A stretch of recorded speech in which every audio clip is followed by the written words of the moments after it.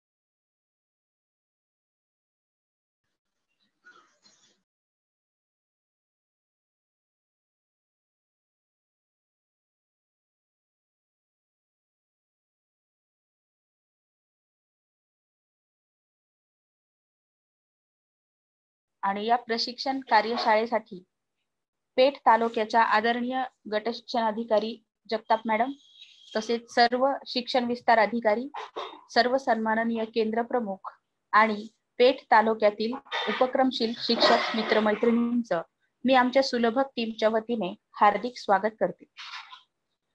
आज आपल्या प्रशिक्षणाचा हा पहिलाच दिवस आहे. काल रात्री आपण सर्वांसाठी एक प्रेरणा कार्यशाळा संध्याकाळी 9:30 वाजता घेतलेली होती आणि त्या कार्यशाळेतून फक्त पेठ तालुक्यातील शिक्षकांनाच नाही तर आम्हा सुलभकांना देखील भरपूर अशी प्रेरणा मिळालेली आहे. कालच्या मीटिंग मध्ये बोलत असताना आदरणीय जगताप मॅडम यांनी अत्तदीप भव ही जी गोष्ट सांगितलेली होती, तू स्वयं दीप हो, असा संदेश त्यांनी आपल्या कालच्या मीटिंग मध्ये दिलेला होता. आणि हा संदेश खूप मोठी ऊर्जा देणारा असा आहे. हा संदेश तीच व्यक्ती देऊ शकते जी स्वतः एक दीपस्तंभाप्रमाणे रात्रंदिवस सर्व जगाला प्रकाश देण्याचं काम करत आहे. शिक्षण क्षेत्रामध्ये खूप मनापासून चांगलं काही बदल घडवण्यासाठी धडपडत आहे. आणि अशा आपल्या तालुक्याच्या गट शिक्षण अधिकारी जगताप मॅडम आहेत. हे कालच्या त्या मीटिंग मधून अनेक वेळा जाणवलं. पेठ तालुक्यामध्ये सर्व अधिकारी प्रेरक आहेत आणि शिक्षक सुद्धा समर्पित आहेत. आणि या दोघांच्या कॉम्बिनेशन मधून आपण निश्चितच शिक्षणाला एका उंचीवर घेऊन जाणार यात आम्हाला बिलकुल शंका नाही. काल जगताप मॅडमचं जे बोलणं मी ऐकलेलं आहे, त्यातून मला त्यांची शिक्षणाविषयीची तळमळ आणि शिक्षकांना चांगल्या कामाकडे वळवण्यासाठीची धडपड ही क्षणोक्षणी जाणवत होती. आणि खरंच सांगते, मला तर असा भास होत होता की आदरणीय नंदकुमार साहेबच त्यांच्या मुखातून बोलत आहेत. इतकी तळमळ त्यांच्या बोलण्यातनं काल मला जाणवली. प्रशिक्षण यशस्वी करण्यासाठी शाळेची वेळ बदलणे असो किंवा शिक्षण परिषदेच्या वेळापत्रकासंदर्भात डायट प्राचार्यांशी बोलण्याचे काम असो, प्रत्येक शिक्षक प्रशिक्षणाला जॉईन झालाच पाहिजे यासाठी नियोजन करणे असो, ह्या सगळ्या गोष्टी कालच्या मीटिंग मधून अगदी जवळून मी पाहिल्या. आणि त्यामुळेच मॅडमचं जे काम आहे आणि त्याला तुम्ही सर्वजण जी साथ देत आहात, त्या यशस्वी एखादं काम यशस्वी होण्यासाठी प्रयत्नपूर्वक केलं जाणारं नियोजन आणि त्याला भरभरून लाभणारी साथ, या दोन्ही गोष्टी तितक्याच महत्वाच्या असतात. आणि त्या दोन्ही गोष्टी पेठ तालुक्यामध्ये मला कालच्या मीटिंग मध्ये अगदी ठासून भरलेल्या दिसल्या. आपल्या या सर्व नियोजनबद्ध कार्यक्रमाला किंवा काम करण्याच्या पद्धतीला मी आमच्या सर्व सुलभकांच्या वतीनं सलाम करते. आणि आजच्या प्रशिक्षणाला आपण आता सुरुवात करणार आहोत. आज आपण भविष्यवेधी शिक्षण विचार प्रक्रिया कशी असणार आहे आणि या माध्यमातून आपण 100% विद्यार्थ्यांना कशा पद्धतीनं शिक्त करू शकतो, या संदर्भामध्ये टप्प्याटप्प्याने काही गोष्टी जाणून घेणार आहोत. आणि ह्याची सुरुवात करत असताना भविष्यवेधी शिक्षण विचाराच्या संदर्भाने ही कार्यशाळा कशी सुरू झाली आणि त्याचा प्रवास आतापर्यंत कसा राहिलेला आहे याबद्दल थोडक्यात मी तुम्हा सर्वांना सांगू इच्छिते. तर भविष्यवेधी शिक्षण विचार हा विचार महाराष्ट्रात सर्वप्रथम आदरणीय नंदकुमार साहेब यांनी रुजवला. आणि त्या विचाराचे अनेक चांगले पैलू लक्षात आल्यानंतर हा विचार महाराष्ट्रात रुजला, वाढला आणि आज महाराष्ट्राच्या बाहेर देशातल्या अनेक राज्यांमध्ये तो विस्तारत चाललेला आहे. त्यात महाराष्ट्रासोबत आज छत्तीसगड असेल, हरियाणा असेल, त्रिपुरा, उत्तर प्रदेश, कर्नाटक, तमिळनाडू अशी वेगवेगळी राज्य या चळवळीमध्ये सामील होताना दिसत आहेत.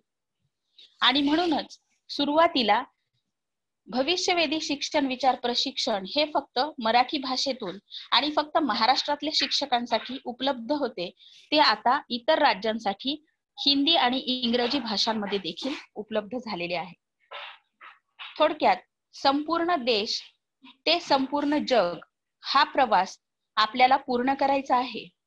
आणि संपूर्ण जग हे एकाच शिक्षण विचाराने एकत्र यावे हा सर्वोच्च दृष्टिकोन समोर ठेवून वेद समूहाची वाटचाल सुरू आहे.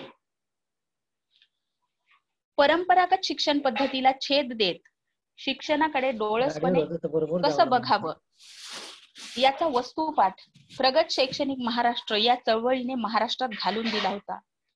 आणि प्रगत शैक्षणिक महाराष्ट्र चळवळीतून महाराष्ट्रातील विद्यार्थ्यांचा गुणवत्तेचा दर्जा हा सुधारला गेला. आणि आज देशामध्ये गुणवत्तेच्या बाबतीमध्ये महाराष्ट्राला एक महत्वाचं स्थान प्राप्त झालेलं आहे, हे आपण वेगवेगळ्या निष्कर्षातून आपल्या सर्वांना माहीतच आहे.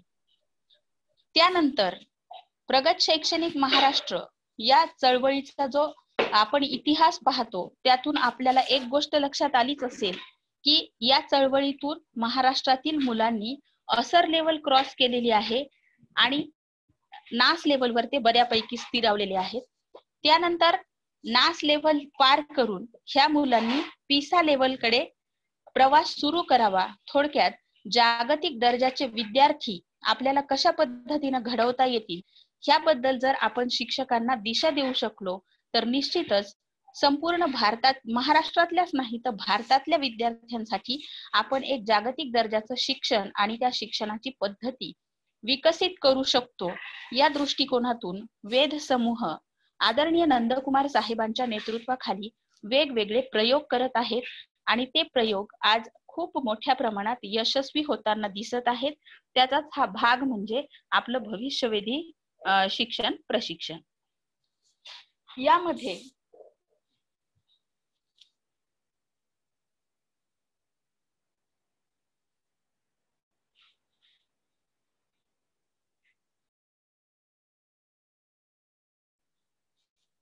हॅलो, आवाज येतोय का माझा? हो येतोय मॅडम आपला आवाज. हा, तर यामध्ये मूल स्वतः शिकू शकते हा विश्वास या संपूर्ण प्रोसिजर मधून आम्हा सर्व शिक्षकांना मिळालेला आहे आणि आज तोच विश्वास महाराष्ट्रातल्या वेगवेगळ्या जिल्ह्यातल्या शिक्षकांपर्यंत पोहोचवण्याचा आणि रुजवण्याचा आम्ही या प्रशिक्षणाच्या माध्यमातून प्रयत्न करत आहोत. मागे एकदा एका कार्यशाळेमध्ये आदरणीय नंदकुमार साहेबांनी आम्हा सर्व शिक्षकांना एक प्रश्न विचारलेला होता की खूप शिकवूनही मूल शिकत नाही तर आपण काय करायचं. आणि मग बऱ्याच शिक्षकांनी वेगवेगळी मतं मांडली की काय करायला पाहिजे, काय नाही करायला पाहिजे. ते सर्व जाणून घेतल्यानंतर आदरणीय सरांनी फक्त एकाच वाक्यामध्ये त्या प्रश्नाचं उत्तर दिलं होतं आणि ते असं होतं की खूप शिकवूनही जर मूल शिकत नसेल तर त्याला शिकवणं बंद करा.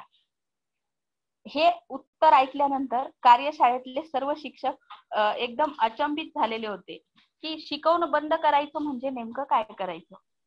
तर शिकवणं बंद करायचं आणि मुलाला स्वतः शिकू द्यायचं, स्वतः शिकायला त्याला प्रेरित करायचं, असं त्यामागे सरांचं म्हणणं होतं.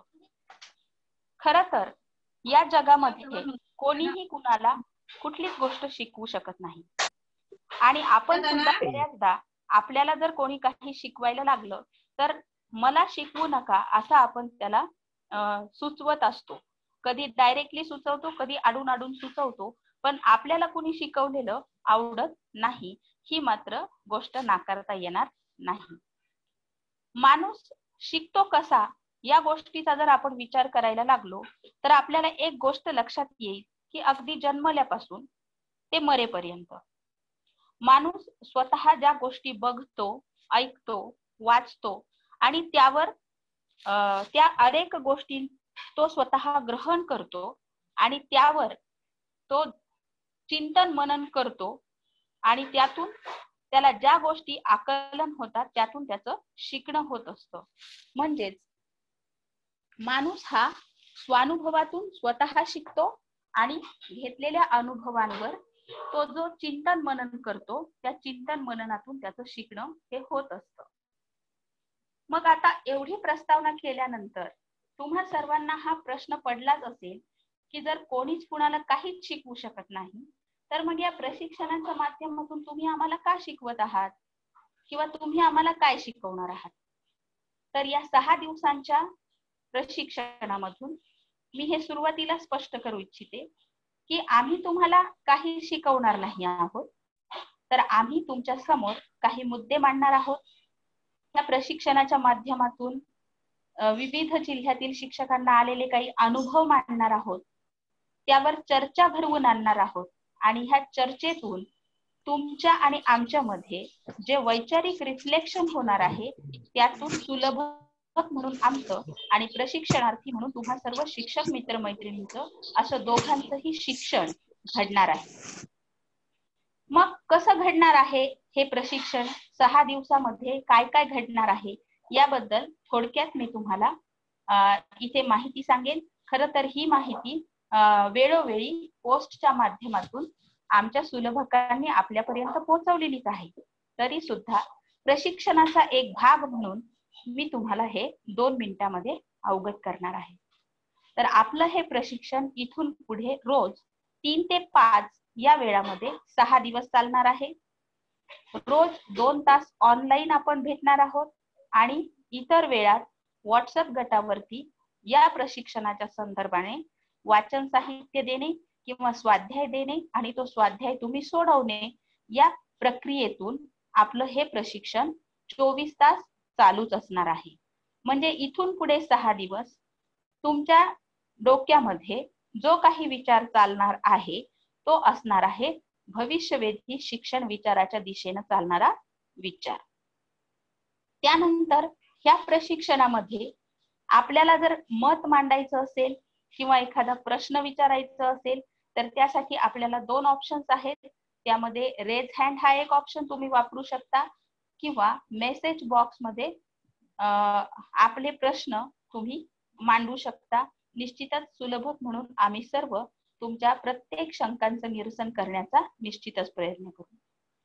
तसेच तिसरा महत्त्वाचा मुद्दा असा आहे की जर सुलभक प्रशिक्षण देत असताना काही प्रश्न तुमच्या समोर मांडतील, त्या प्रश्नांचं उत्तर देण्यासाठी प्रत्येकाने आपला हँड रेज करायचा आहे आणि हँड रेज केलेल्यांपैकी प्रथम 3 जणांना आपण संधी देणार आहोत त्यांचं मत मांडण्यासाठी, त्यांची मतं जाणून घेण्यासाठी.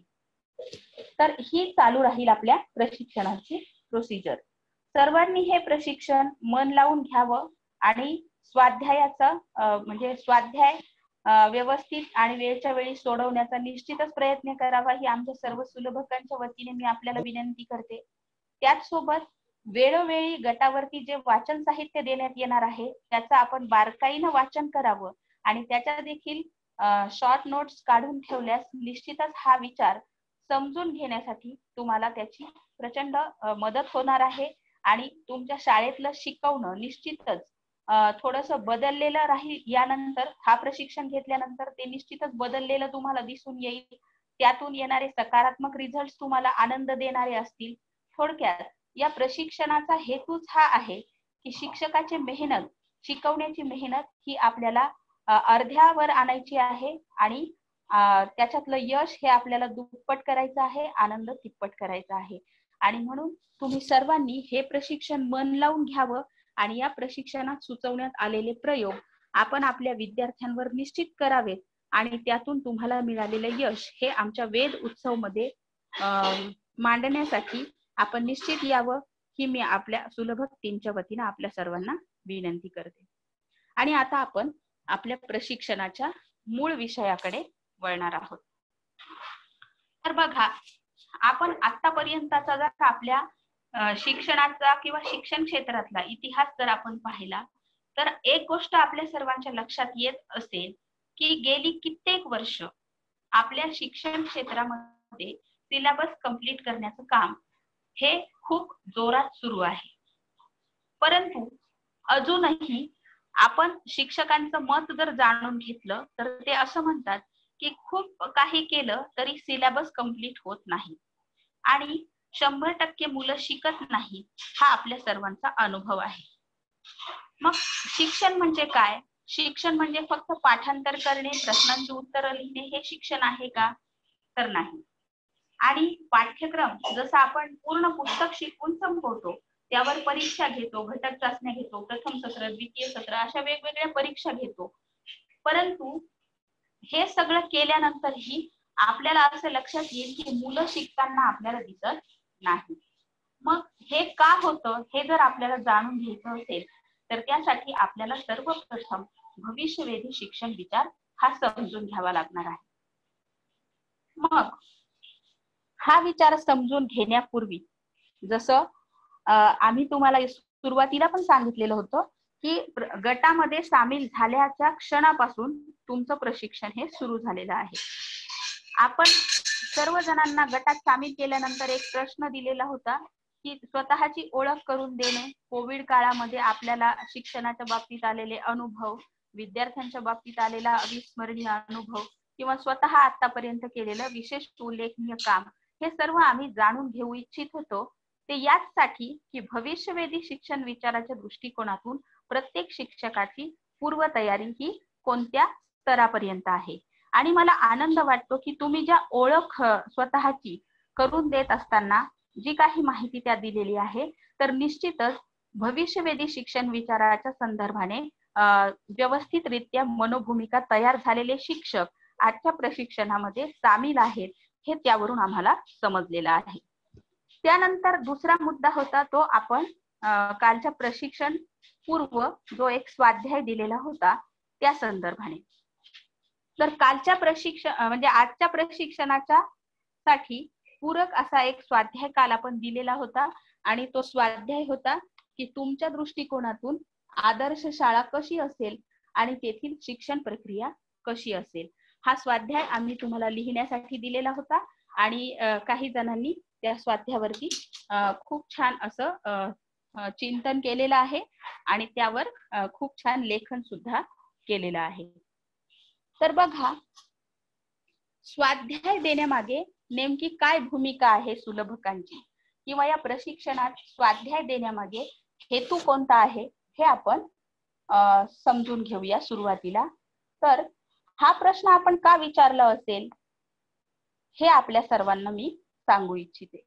तर हा प्रश्न विचारण्यामागे सुलभकांचा किंवा हे प्रशिक्षण मॉड्यूल विकसित करणाऱ्यांचा हा हेतू होता की एखाद्या उदाहरणामागील विचार कसा येतो हे जाणून घेण्यासाठी आपण स्वाध्यायाचे प्रश्न या ठिकाणी देत आहोत.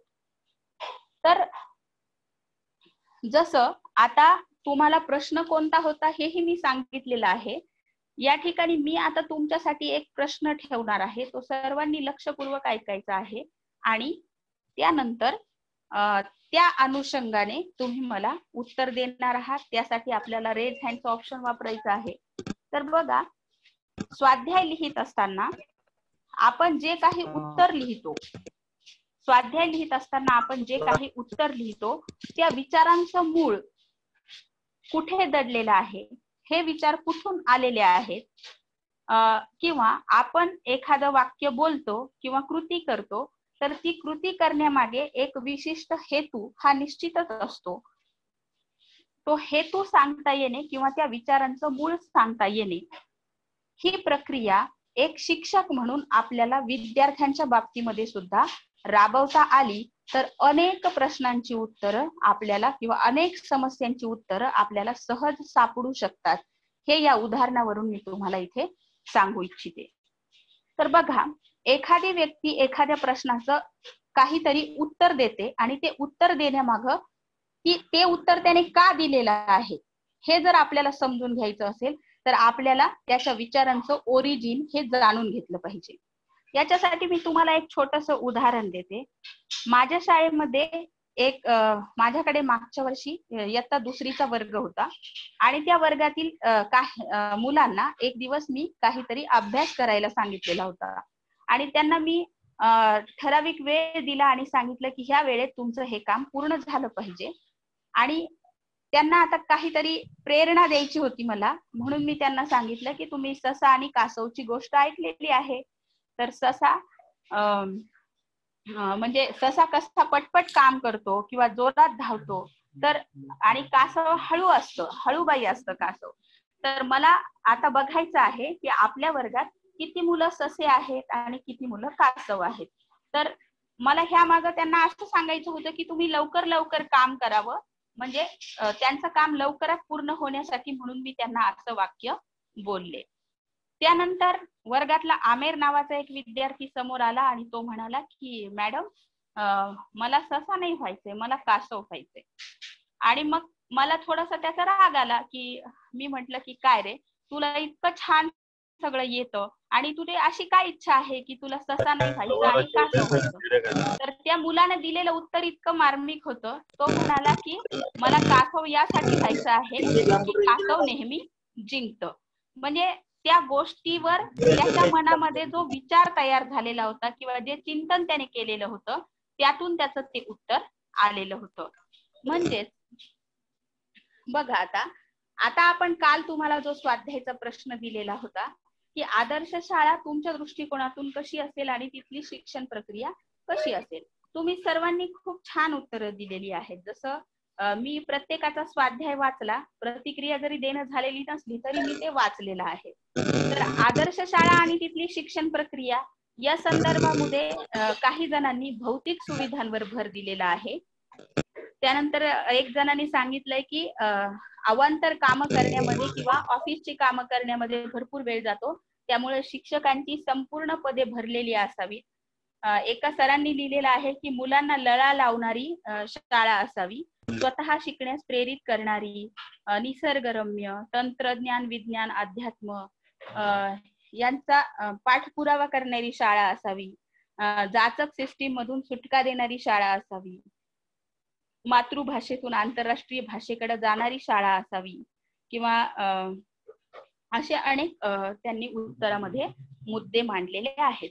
तर हे मुद्दे मांडत असताना तुम्हा सर्वांच्या मनामध्ये नेमकी कोणते विचार येत होते, कोणत्या विचाराचा आधार हे उत्तर लिहित असताना म्हणजे तुमच्या मनामध्ये होता, याच्याबद्दल मला जाणून घ्यायचं आहे.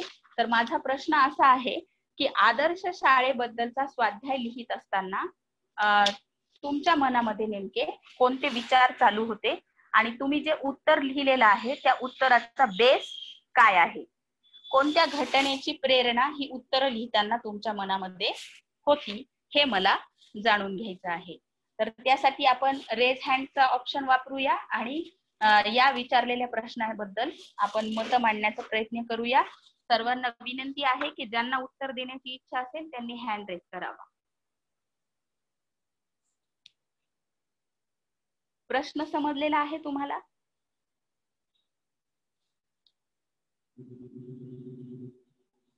आदर्श शाळेबद्दल आपण जो विचार स्वाध्यायामधून लिहिलेला आहे त्या विचारांमागचा विचार नेमका काय होता हे आपल्याला सांगायचं आहे. तुम्हाला थोडीशी हिंट देते की आपण एखादी आदर्श शाळा पाहिलेली असते, मग तशीच शाळा माझी असावी असाही विचार आपल्या डोक्यात असतो, मग तिथं जे पाहिलं ते आपल्या डोक्यात असतं. तर अशा पद्धतीनं नेमक्या कोणत्या गोष्टी मुळे तुम्हाला हे उत्तर लिहावंसं वाटलं हे मला जाणून घ्यायचं आहे. आणि या प्रश्नाचं उत्तर मिळाल्यानंतरच आपल्याला प्रशिक्षणाच्या पुढच्या टप्प्याकडे वळता येणार आहे. त्यामुळं या प्रश्नाचं उत्तर मला तुमच्यापैकी 2 जणांकडून अपेक्षित आहे. सो प्लीज तुम्ही हँड रेज करू शकता.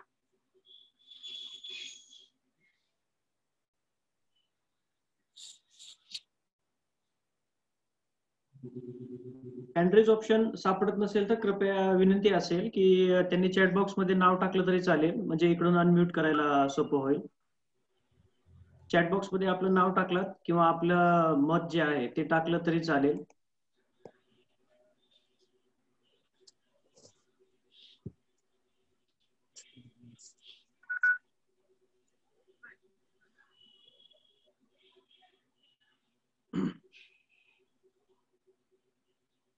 रोहिणी मॅडम, मी सांगू का?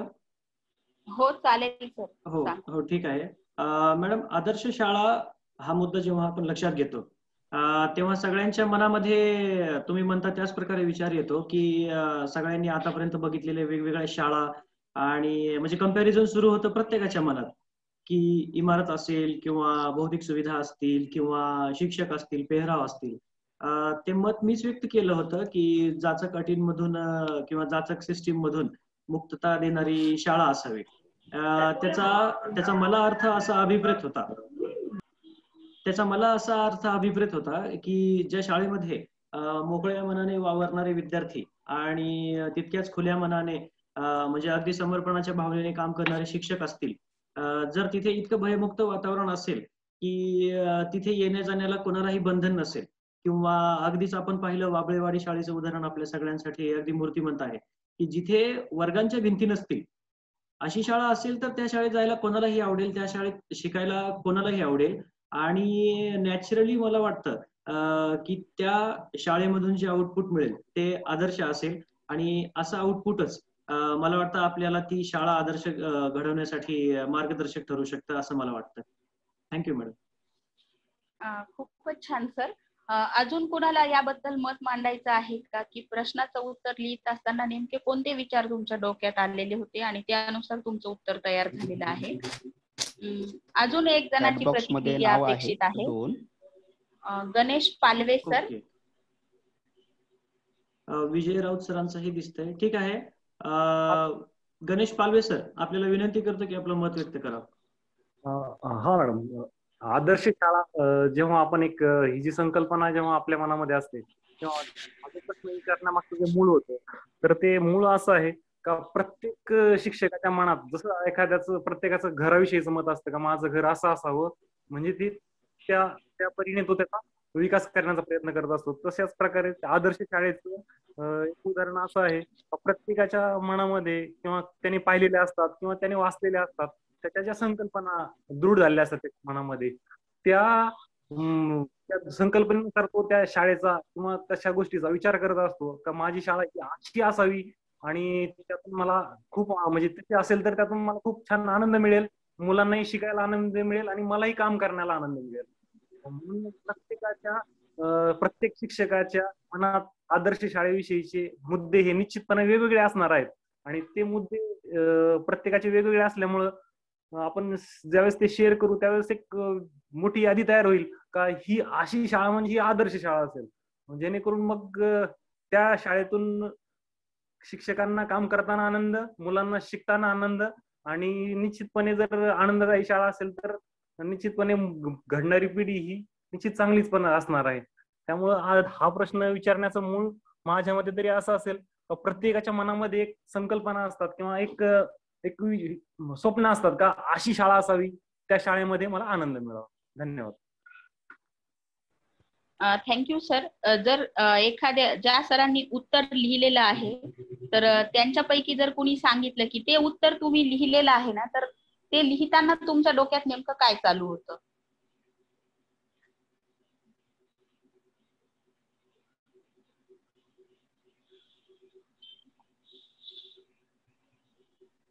जर कोणाला बोलायचं असेल तर अनम्यूट करू शकता. फोर्सफुली म्यूट केलेलं असलं तरी आपल्याला अनम्यूट होण्याची संधी देण्यात आलेली आहे. जर आपल्यापैकी कोणाला बोलायचं असेल परंतु रेज हँड ऑप्शनही सापडत नसेल तर अनम्यूट व्हा इझिली. अनम्यूट होऊन आपण आपलं मत व्यक्त करू शकता. हा, लता मॅडम तुम्ही बोलू शकता.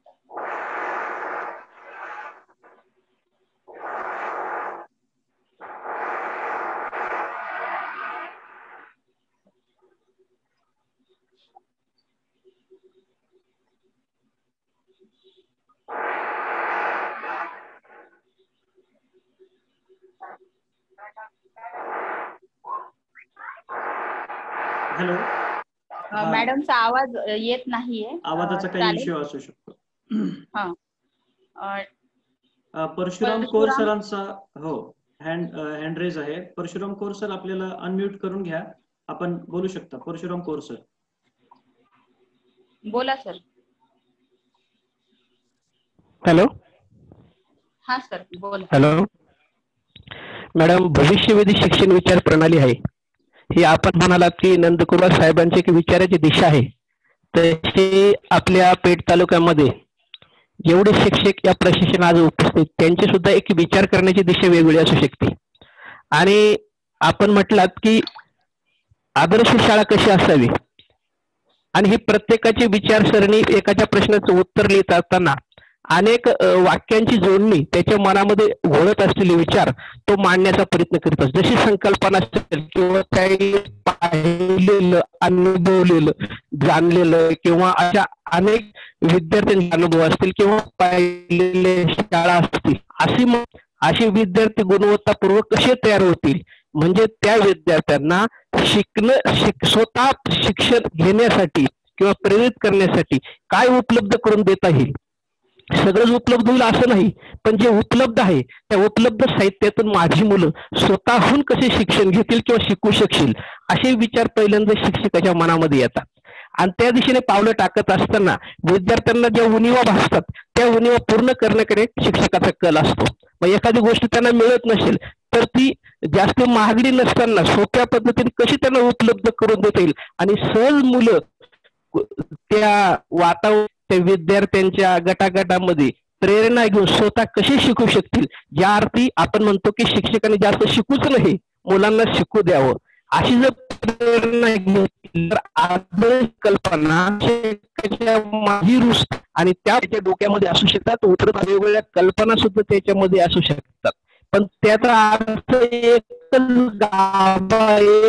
मुद्दा आहे की शिक्षक असताना विद्यार्थी प्रेरित शिक्षण घ्यायला तयार तर ते खऱ्या अर्थाने यशस्वी होतं असं मला म्हणावंसं वाटतं. धन्यवाद. खूपच छान सर. अगदी बरोबर आहे की एखादी गोष्ट आपण पाहिलेली असते, जसं आपण सर्वांनी वाबळेवाडीची शाळा पाहिलेली आहे आणि त्यानंतर प्रत्येकाने असा विचार सुरू केला की या शाळेसारखी शाळा मला करता येईल का, किंवा मला जर तशी शाळा करायची असेल तर काय करता येईल. एक उदाहरण आपल्या डोळ्यासमोर कुठेतरी असतं, आपण एखाद्या पुस्तकात ते वाचलेलं असतं किंवा आपण एखादी तशी शाळा पाहिलेली असते, तिथली शिक्षण प्रक्रिया आपल्याला आवडलेली असते, तिथले रिझल्ट आपण पाहिलेले असतात आणि म्हणून आपल्याला असं वाटत असतं की अशी शाळा माझी तयार व्हायला हवी किंवा माझ्या स्वप्नातली शाळा ही अशा पद्धतीची असू शकते. थोडक्यात काय तर एखाद्या गोष्टीबद्दल आपलं जे मत तयार होत असतं, जे आपण लिखाणातून किंवा बोलण्यातून व्यक्त करतो, तर ते मत तयार होण्यामागे आपण एखादी शाळा बघणे किंवा पुस्तक वाचणे किंवा एखादा प्रसंग अनुभवणे, या सगळ्या गोष्टींची शिदोरी ह्या विचारांच्या पाठीमागे कुठेतरी जोडलेली असते, हे आपल्याला लक्षात येईल. ही जी प्रक्रिया आपण आता केलेली आहे तर ह्याला म्हणतात की विचारांचं ओरिजिन शोधणं. एखादी गोष्ट का घडते, तर ती का घडली, कशी घडली, तर हे घडण्यामागे नेमकी कोणती मनोभूमिका समोरच्या व्यक्तीच्या मनामध्ये होती हे जाणून घेणे, या प्रक्रियेला म्हणतात मेटाकॉग्निशन किंवा विचारांचं मूळ जाणून घेण्याची प्रक्रिया. तर हे का करायचं आहे, संकल्पनांचं ओरिजिन शोधणं का महत्वाचं आहे हे मी तुम्हाला थोडक्यात सांगते की एखादा विचार जेव्हा आपण सर्वांच्या समोर मांडत असतो तर तो विचार हा किती प्रगल्भ आहे किंवा किती स्वीकारण्य योग्य आहे हे जर आपल्याला समजून घ्यायचं असेल तर त्या विचाराच्या मागची मनोभूमिका आपण सर्वांनी समजून घेतली पाहिजे. तसेच एखादी गोष्ट जेव्हा आपण त्याच्या मागची भूमिका समजून घेतो, जसं आपण म्हणतो की आपल्या घरामधलं एक उदाहरण घेऊया की बहीण भाऊ दोघं असतात आणि त्या दोघांमध्ये काहीतरी भांडण झालेलं असतं, आपण समोर नसतो त्यावेळी आपण त्यांना विचारतो की भांडण कशावरनं झालं, आणि मग जे काही मत ते मुलं आपल्याला सांगतात त्यावरून आपण त्याबद्दलचा एक अभिप्राय तयार करत असतो आणि मुलांना रागवायचं, शिक्षा करायची की समजून सांगायचं, हे 3 स्टेप्स आपण त्याच्यानंतर घेत असतो. थोडक्यात काय तर जोपर्यंत आपल्याला एखाद्या विचारामागचा विचार किंवा भूमिका समजत नाही तोपर्यंत आपल्याला त्यावर ऍक्शन घेणं सोपं जात नाही, आणि ते सोपं व्हावं म्हणून आपण विचारांचं ओरिजिन हे समजून घ्यायला शिकलं पाहिजे.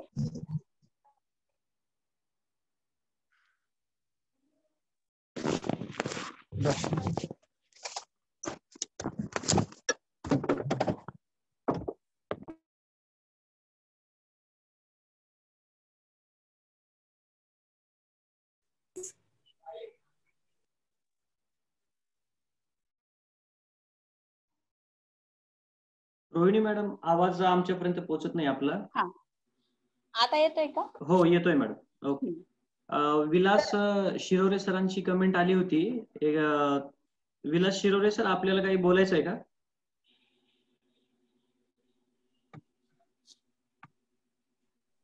नाही सर, कमेंट टाकली मी. ओके सर, ठीक आहे. Thank you sir. हो टाकली सर. Okay, thank you sir. हो थँक्यू सर. मी पण वाचली की आदर्श शाळा म्हणजे विद्यार्थ्यांना स्वतःहून आनंदाने शिकतील, भौतिक सुविधा म्हणजेच आदर्श शाळा नाही. हा तुमचा अगदी करेक्ट विचार तुम्ही तिथं मांडलेला आहे. तर हे आपण जे विचारांचं ओरिजिन शोधण्याचं कारण या ठिकाणी विशद करत होते मी. तर विचारांचं ओरिजिन शोधल्यामुळे होणारा फायदा हा आहे की एखाद्या गोष्टीबद्दल आपलं जर चुकीचं मत तयार झालेलं असेल तर ते दुरुस्त होण्यासाठी या प्रक्रियेची आपल्याला मदत होते. चुकीचे मुद्दे आपण स्मरणातून काढून टाकतो आणि नव्याने योग्य असलेल्या मुद्द्यांना आपल्या मेमरीमध्ये आपण स्थान देत असतो आणि त्यानुसार आपलं वागणं किंवा आपलं काम करण्याची पद्धत आपण सुधरून घेत असतो आणि त्यासाठी विचारांचं ओरिजिन शोधणं हे अत्यंत आवश्यक आहे. आता आपण पुढच्या मुद्द्याकडे वळणार आहोत. तो मुद्दा हा आहे की आंतरराष्ट्रीय शाळा म्हटलं की आपल्या सर्वांच्या डोळ्यासमोर कोणकोणत्या गोष्टी येतात त्याची यादी करा. तर या प्रश्नासाठी मी आपल्या सर्वांना 1 मिनिटाचा वेळ देणार आहे. त्यामध्ये आपण आंतरराष्ट्रीय शाळा म्हटलं की आपल्या डोळ्यासमोर कोणकोणत्या गोष्टी येतात त्याचे फक्त पॉइंट किंवा फक्त त्या गोष्टींची वस्तूंची यादी तयार करायची आहे 1 मिनिटामध्ये.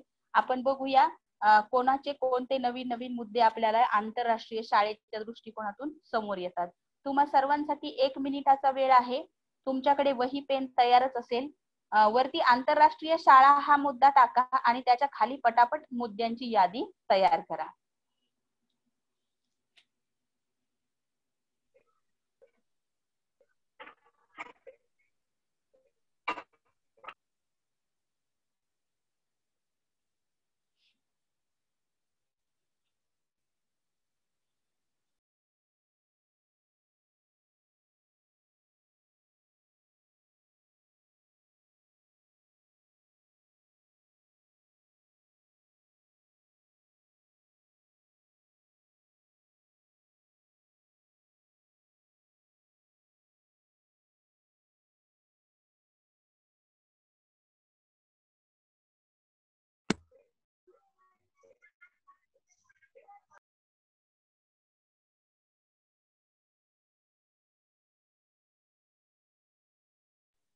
आपले मुद्दे आपण चॅट बॉक्स मध्ये सुद्धा टाकू शकता की आंतरराष्ट्रीय शाळा म्हटल्यानंतर तुमच्या डोळ्यासमोर कोणकोणत्या गोष्टी येतात या संदर्भातले मुद्दे आपण चॅट बॉक्स मध्ये सुद्धा टाकू शकता. आता 1 मिनिटाचा वेळ पूर्ण झालेला आहे आणि मी सर्वांना विनंती करते की आपण यादी तयार केलेलीच असेल तर त्या यादीचं वाचन करण्यासाठी आपण रेज हँड ऑप्शन वापरणार आहोत आणि 2 ते 3 जणांच्या यादीचं आपण वाचन घेणार आहोत. तर त्यासाठी प्लीज आपण हँड रेज करावा म्हणजे आपल्याला संधी देता येईल यादीचं वाचन करण्यासाठी. या ठिकाणी मेसेज बॉक्स मध्ये सुद्धा सुसज्ज इमारत हा एक मुद्दा दीपक बागुल सर यांनी लिहिलेला आहे.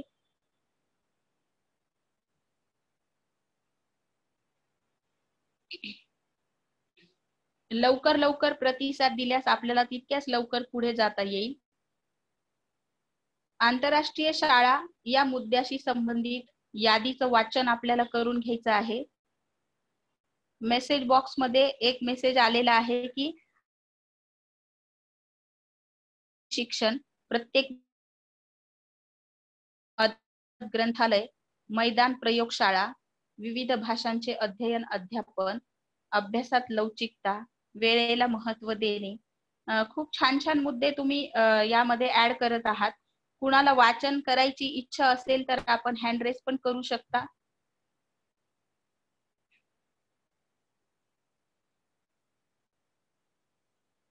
सांस्कृतिक कार्यक्रमांचे नियोजन, quality education, happy environment, good physical facility, good teachers, मोफत वीज, सहशालेय उपक्रम. ठीक आहे, खूप छान. बऱ्यापैकी श्रीमंतांची मुले हा एक मुद्दा योगेश्वर राऊत सरांनी टाकलेला आहे. डिजिटल क्लासरूम, सर्वच वर्ग डिजिटल. खरं तर आपल्याला हाच समज दूर करायचा आहे की फक्त श्रीमंताचीच नाही तर प्रत्येक स्तरातील विद्यार्थी हे उच्च दर्जाचं, जागतिक दर्जाचं शिक्षण घेऊ शकतात. ते कशा पद्धतीने घेता येईल यासाठी हा आपला अट्टाहास चाललेला आहे. भविष्यवेधी शिक्षण प्रशिक्षणाच्या माध्यमातून आपण हे सर्व शिकणार आहोत. हॉस्टेल फॅसिलिटी हा पण एक मुद्दा इथे आलेला आहे. ठीक आहे, यानंतर ज्योती पिठ्ठे मॅडम यांचा हँड रेज आहे. आपण त्यांच्याही यादीचं वाचन ऐकूया आणि पुढे जाऊया. ज्योती पिठ्ठे मॅडम, तुम्ही बोलू शकता. हॅलो. हा, बोला मॅडम.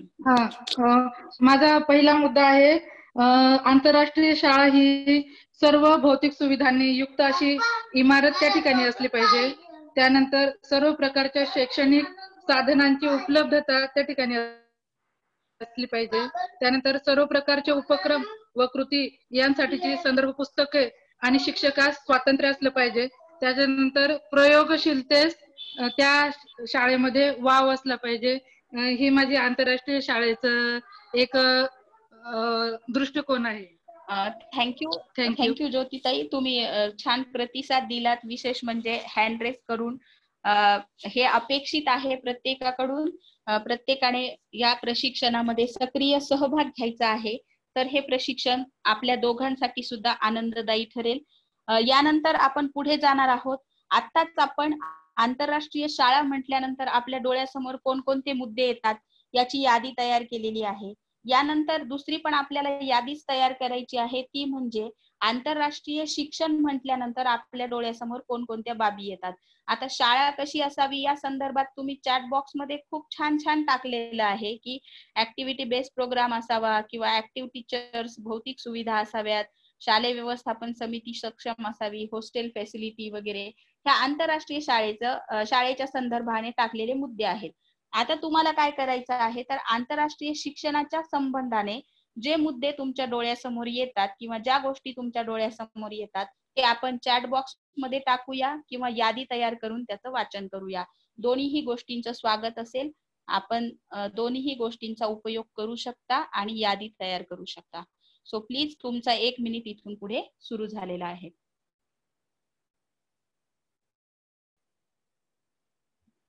गणेश पालवे सरांनी सांगितलेलं आहे की English medium.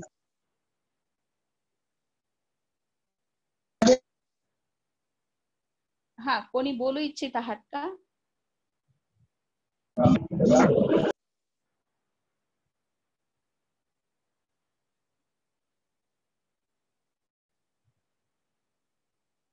Anusaya Patil madam, तुम्हाला बोलायचं आहे का काही?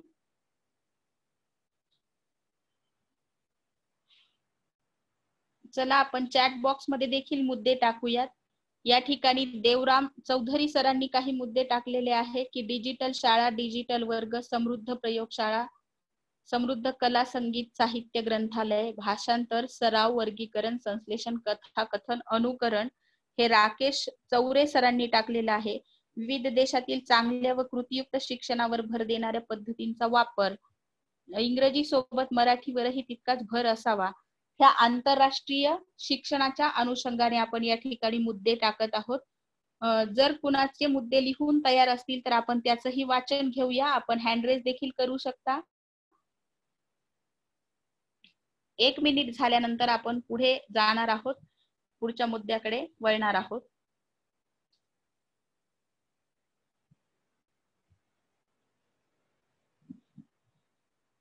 ऑल अराउंड डेव्हलपमेंट ऑफ प्युपिल्स हे आंतरराष्ट्रीय शिक्षणामध्ये नमन कुलकर्णी सर यांनी आपलं मत या ठिकाणी मांडलेलं आहे. ठीक आहे, आपल्या लिखित प्रतिक्रियांबद्दल मनपूर्वक धन्यवाद. आता यानंतर आपण तिसऱ्या मुद्द्याकडे जाणार आहोत की तुम्ही सर्वांनी चॅट बॉक्स मध्ये इथे दररोज 1 तास सकाळी मेडिटेशन साठी पाहिजे असं आंतरराष्ट्रीय शिक्षणाच्या संदर्भाने एक अपेक्षा आलेली आहे. ठीक आहे, आता आपण पुढे जाणार आहोत. कुणाचा तरी माईक सुरू झालेला आहे, त्यांनी प्लीज तो म्यूट करावा.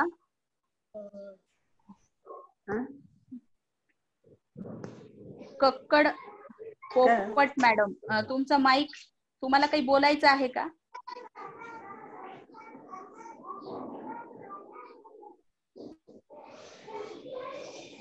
आपण पुढे जाऊया. तर आता प्रश्न तिसरा असा आहे की आता आपण दोन्ही विषयाच्या अनुषंगाने याद्या या ठिकाणी पाहिलेल्या आहेत किंवा मुद्दे आपण चॅट बॉक्स मध्ये पाहिलेले आहेत. प्रश्न असा आहे की ह्या दोन्ही विषयाच्या अंतर्गत आपण ज्या मुद्द्यांचं लेखन केलेलं आहे त्यामध्ये काय फरक आहे. आपल्याला आंतरराष्ट्रीय शाळा म्हटल्यानंतर जे मुद्दे सुचले आणि आंतरराष्ट्रीय शिक्षण म्हटल्यानंतर जे मुद्दे सुचले, तर ह्या दोन्ही पैकी कोणतं काम तुम्हाला सोपं वाटलं? आंतरराष्ट्रीय शिक्षणाचं शाळेची यादी करणं सोपं होतं की शिक्षणाची यादी तयार करणं? 1 किंवा 2 याच्यासाठी आपण कमेंट बॉक्स मध्ये टाकूया की पहिलं काम सोपं होतं का दुसरं काम सोपं होतं. ते कमेंट बॉक्स मध्ये टाकूया पटापट. आंतरराष्ट्रीय शिक्षणाची यादी करायला सोपी होती की शाळेची? शाळेसाठी 1 लिहा, शिक्षणासाठी 2 लिहा.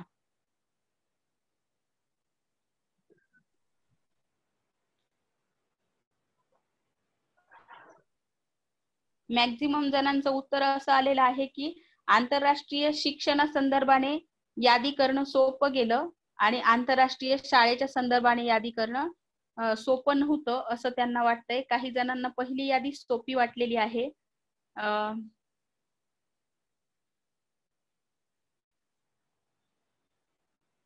ठीक आहे. दुसरा प्रश्न असा आहे की आंतरराष्ट्रीय शाळेची यादी मोठी झाली की शिक्षणाची यादी मोठी झाली? 1 किंवा 2 असं कमेंट करावं. आंतरराष्ट्रीय शाळेची यादी मोठी झाली की शिक्षणाची यादी मोठी झाली? या संदर्भानं 3 जणांनी आतापर्यंत 1 क्रमांकाच्या यादीला मत दिलेलं आहे.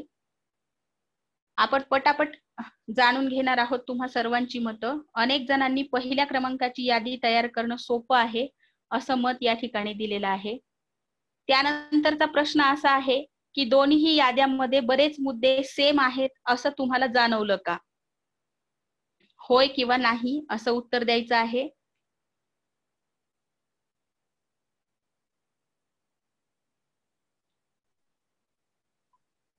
दोन्हीकडे बरेच मुद्दे सेम आहेत काय? होय किंवा नाही असं उत्तर द्या.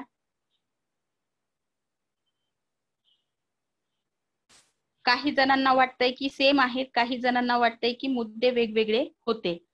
त्यानंतरचा प्रश्न असा आहे की आंतरराष्ट्रीय शाळा आणि आंतरराष्ट्रीय शिक्षण ह्या दोन्ही गोष्टी एकच आहेत असे किती जणांना वाटले? दोन्ही गोष्टी एकच आहेत की वेगवेगळे आहेत? आपली उत्तरं कमेंट बॉक्स मध्येच अपेक्षित आहेत.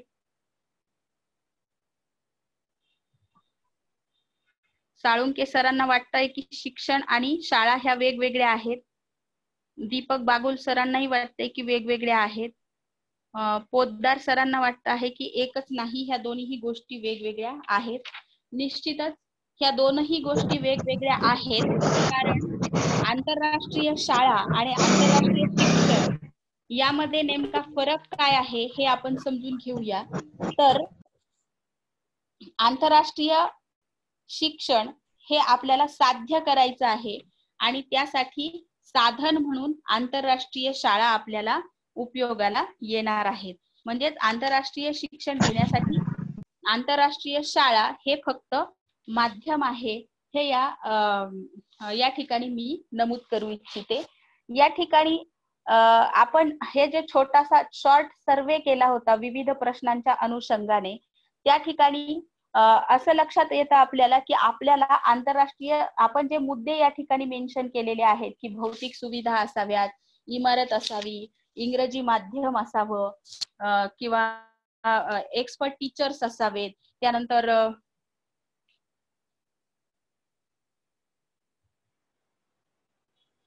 सहशालेय उपक्रम व्यवस्थित व्हावेत, त्यानंतर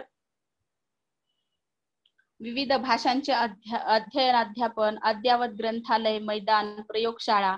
तर ह्या सर्व गोष्टींबद्दल तुम्ही जे लिहिलेलं आहे की प्रयोगशाळा पाहिजे, ग्रंथालय पाहिजे, सुसज्ज इमारत पाहिजे, ह्या सगळ्या ज्या गोष्टी आहेत, ह्या मोफत वीज पाहिजे, ह्या सगळ्या आहेत त्या भौतिक सुविधांशी किंवा साधनांशी संबंधित आहेत. आणि क्वालिटी एज्युकेशन आहे किंवा वेगवेगळ्या क्षमतांचा विकास करणे आहे. त्यानंतर सोप्या शिक्षण पद्धतीने शिकवणारी शाळा, तर हे काय आहे? तर हे आपल्याला शिक्षणाचे पैलू आहेत आणि आपण ज्या अपेक्षा व्यक्त केलेल्या आहेत त्या साधनांच्या संदर्भाने या ठिकाणी आपण जास्तीत जास्त व्यक्त झालेलो आपल्याला दिसून येत आहे. तर हे सर्व का घडलं असेल या संदर्भामध्ये जर आपण विचार केला, म्हणजे आता अशी मतं येण्यामागचं ओरिजिन नेमकं काय, तर त्याच्याबद्दल मी इथे सांगू इच्छिते की आंतरराष्ट्रीय शाळा या विषयाची यादी मोठी होण्यामागे किंवा ती यादी सोपी वाटण्यामागे किंवा ती यादी पटकन तयार होण्यामागे एकच कारण आहे आणि ते कारण हे आहे की आपल्याला सर्वांनाच, आमच्या सहित तुमच्या सहित सर्वांनाच आपल्याला आंतरराष्ट्रीय शाळा याबद्दल जास्तीत जास्त माहिती आहे आणि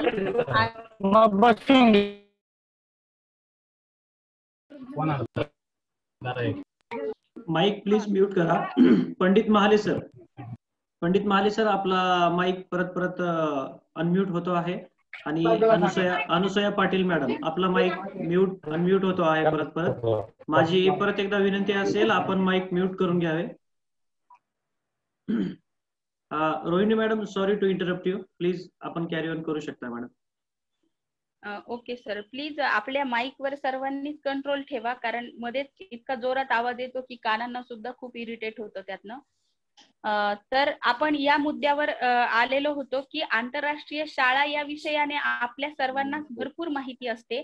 त्या मानाने आंतरराष्ट्रीय शिक्षण या संदर्भामध्ये आपल्याला तितकीशी माहिती उपलब्ध नसल्यामुळे आपल्याला त्या विषयाच्या संदर्भातली यादी करायला थोडस जड जातं. बघा, मग यानंतरचा प्रश्न असा आहे की जर समजा आपल्याला आंतरराष्ट्रीय शाळा उभी करायची असेल तर त्यासाठी आपल्याला कोणकोणत्या गोष्टी लागणार आहेत. तर सुसज्ज इमारत उभी करायची असेल तर त्यासाठी मोठी जागा आवश्यक आहे. त्यानंतर शाळेच्या इमारतीचं बांधकाम करण्यासाठी आपल्याला पैसा उपलब्ध करून द्यावा लागणार आहे, शिक्षक उपलब्ध करून द्यावे लागणार आहेत. आणि या सर्व गोष्टींसाठी आपल्याला काय लागणार आहे तर भरपूर मोठा आर्थिक बोजा आपल्याला त्या ठिकाणी उचलावा लागणार आहे.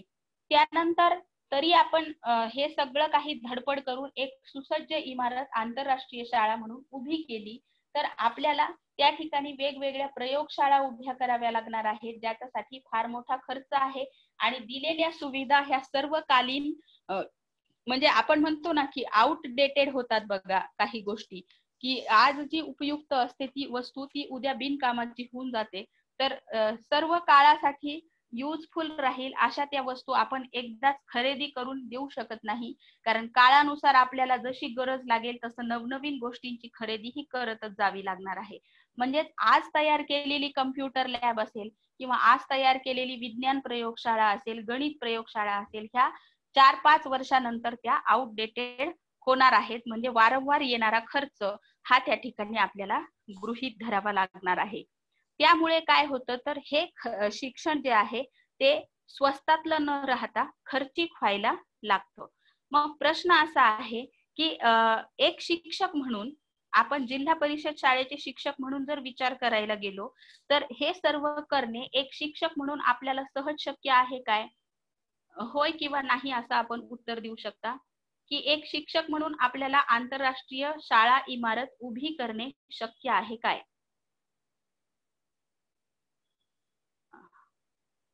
बरोबर आहे, आपल्या सर्वांना शिक्षक म्हणून हे सगळं करणं शक्य नाही. त्यानंतर शिक्षक, पालक आणि विद्यार्थी किंवा या तिघांचाही एकत्रितपणे विचार केल्यास असा प्रश्न मला विचारावासा वाटतो की आपल्या सर्वांनाच काय अपेक्षित आहे? आंतरराष्ट्रीय शाळा अपेक्षित आहे की आंतरराष्ट्रीय शिक्षण अपेक्षित आहे?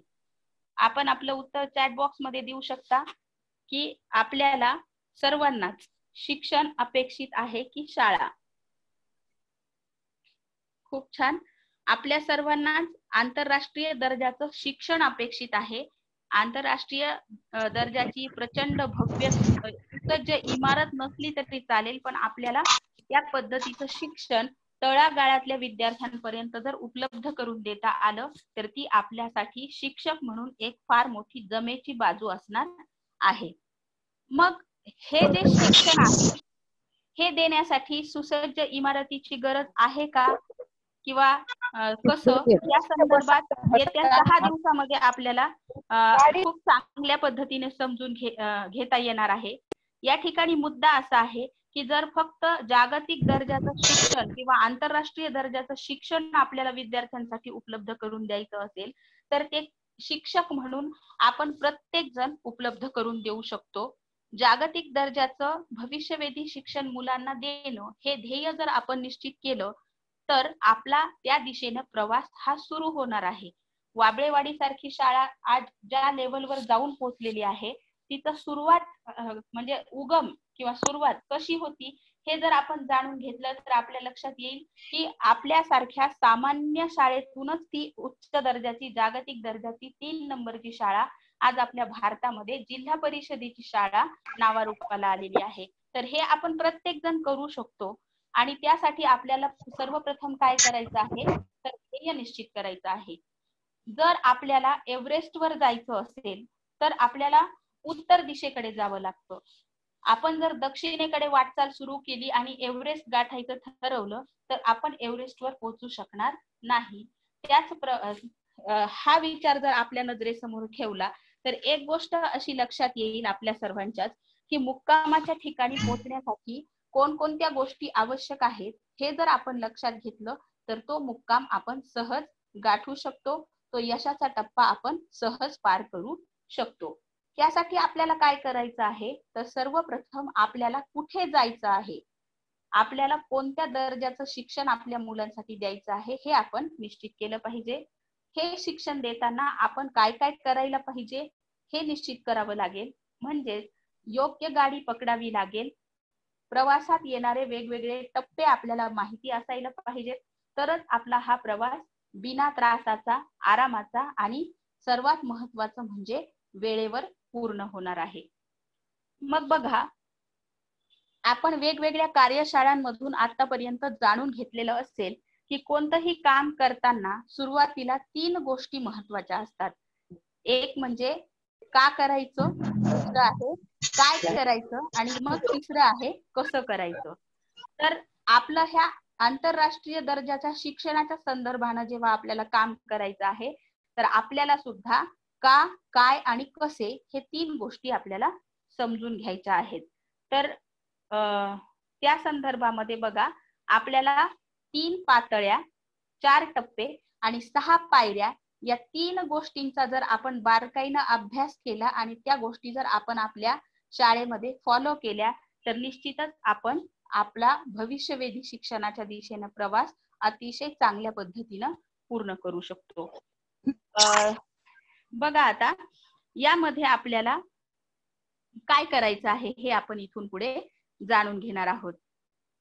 मुलांना जर जागतिक दर्जाचं शिक्षण आपल्याला द्यायचं असेल तर त्यासाठी आपण काय करायला पाहिजे, तर हा जो आपल्या भविष्यवेधी शिक्षणाचा जो बेस आहे तो बेस ज्या 4 पिलर्सवर उभा आहे त्या पिलर्स बद्दल आपल्याला जाणून घेतलं पाहिजे की का करायचं. आणि आजचा आपला पहिला दिवस जो आहे प्रशिक्षणाचा, यामध्ये आपल्याला हे शिक्षण मुलांना का द्यायचं हे काचं उत्तर आपल्याला आजच्या सत्रामध्ये जाणून घ्यायचं आहे. तर त्यासाठी आपल्याला जाणून घ्यावे लागतील भविष्यवेधी शिक्षणाचे 4 महत्वपूर्ण आयाम, जे इथून पुढे मी तुम्हाला स्पष्ट करून सांगणार आहे. तर ते आहेत, पहिला त्यातला आयाम आता आपण बघूया. भविष्यवेधी शिक्षणाचा जो पहिला आयाम आहे तर तो आहे जागतिक स्वीकार्यता असणाऱ्या व्यक्तित्वाची निर्मिती करणे.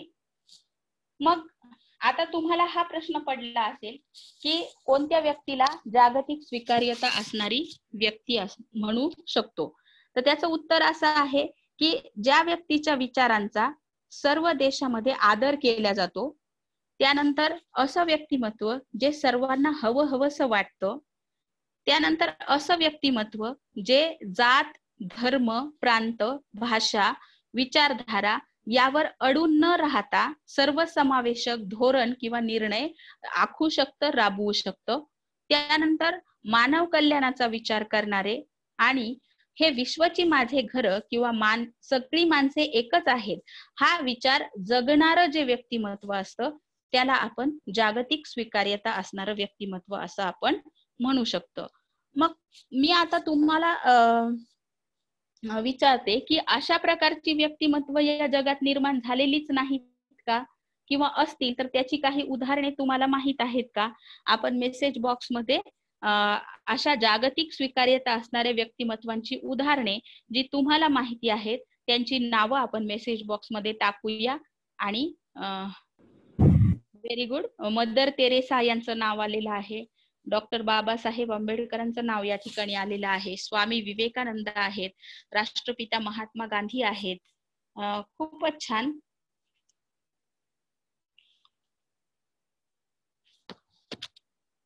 जागतिक स्वीकार्यता असणारी व्यक्तिमत्व ही सर्व काळात निर्माण झालेली आहेत आणि त्यामधली अनेक उदाहरणं आपल्याला माहिती आहेत आणि त्यातले अनेक यात चॅट बॉक्स मध्ये सुद्धा येत आहेत. त्यामध्ये महात्मा गांधी आहेत, विवेकानंद आहेत, Mother Teresa, Rabindranath Tagore, Nelson Mandela, Socrates, Chhatrapati Shivaji Maharaj, doctor Babasaheb Ambedkar, अशी अनेक उदाहरणं आहेत. APJ कलाम देखील आहेत, महात्मा फुले आहेत.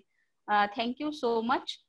तर ह्या लोकांनी काय केलेलं आहे, तर जगाला एक ठोस आणि ठाम असा विचार दिलेला आहे आणि ज्या विचारावर आजही अनेक लोक त्यांना फॉलो करतात. त्यानुसार आपल्या आचरणामध्ये किंवा आपल्या आजूबाजूच्या समाजामध्ये त्यांच्या उपयुक्त विचारांचा वारसा चालवण्याचं काम आपण सर्वजण करत आहोत.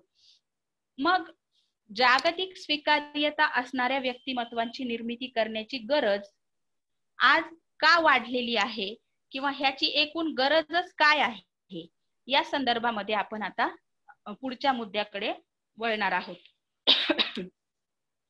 तर मुद्दा असा आहे की जागतिक स्वीकार्यता असणाऱ्या व्यक्तिमत्वांच्या निर्मितीची गरज का आहे.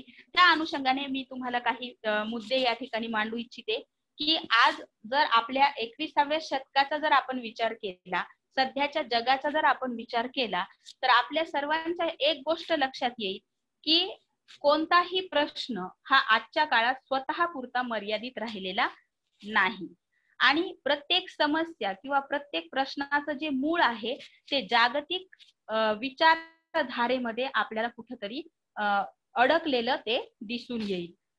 त्यानंतर जर समजा आपण आजच्या जगातील वेगवेगळ्या समस्यांचा जर विचार केला तर त्यामध्ये दहशतवादासारखी समस्या आहे, वेगवेगळ्या देशांमध्ये साम्राज्यवाद किंवा सत्ता विस्तारासाठी चाललेली स्पर्धेचा विचार आपण करू शकतो. त्यानंतर भारत पाकिस्तान मध्ये चालणारे छुपे आणि उघड युद्ध, तर ह्या अशा अनेक समस्या आहेत. चीनची समस्या आहे किंवा सध्याचा जो कोरोनाचा जागतिक लेव्हलवरचा ज्वलंत प्रश्न आहे. तर या सर्वांचा जर विचार आपण केला तर आपल्याला लक्षात येईल की एकूणच सर्व जग हे विनाशाच्या दिशेनं वाटचाल करताना आपल्याला दिसत आहेत. त्याचसोबत आरोग्यविषयक समस्या आहेत, त्यानंतर जैविक युद्धाचा वाढता धोका आहे, ग्लोबल वॉर्मिंग सारखी समस्या आहे.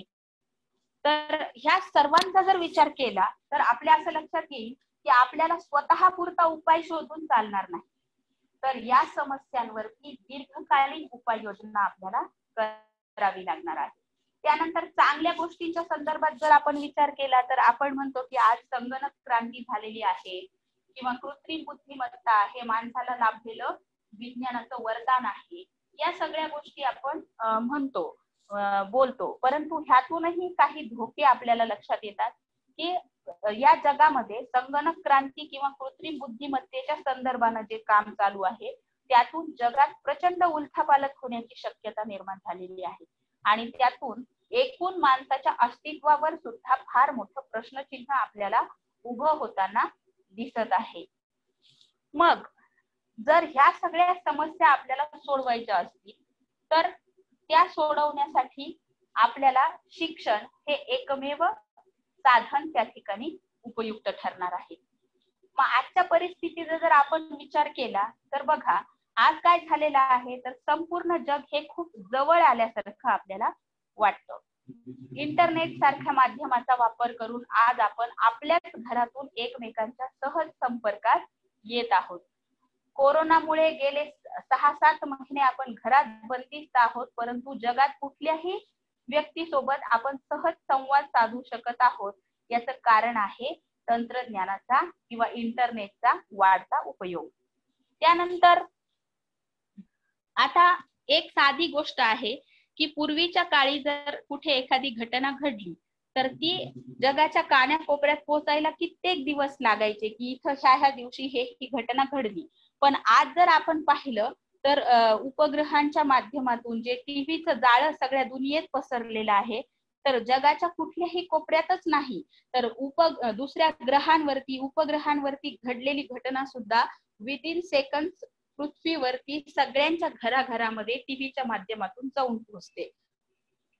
त्यानंतर याच माध्यमातून आपल्याला प्रत्येकाची संस्कृती, इतिहास, परंपरा, विचार, शोध, संशोधन यांची सुद्धा देवाणघेवाण फार मोठ्या प्रमाणामध्ये सुरू आहे.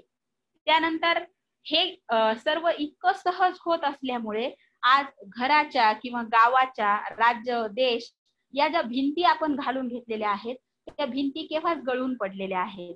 थोडक्यात सगळं जग हे एकत्र झाल्याचा भास आपल्याला आज इथे होताना दिसतो. त्यानंतर इम्पॅटिको सारखी माध्यमं असतील तर ह्याच्या माध्यमातून आपल्या देशातले विद्यार्थी इतर देशातल्या विद्यार्थ्यांच्या क्लासरूम मध्ये सुद्धा डोकावून पाहत आहेत.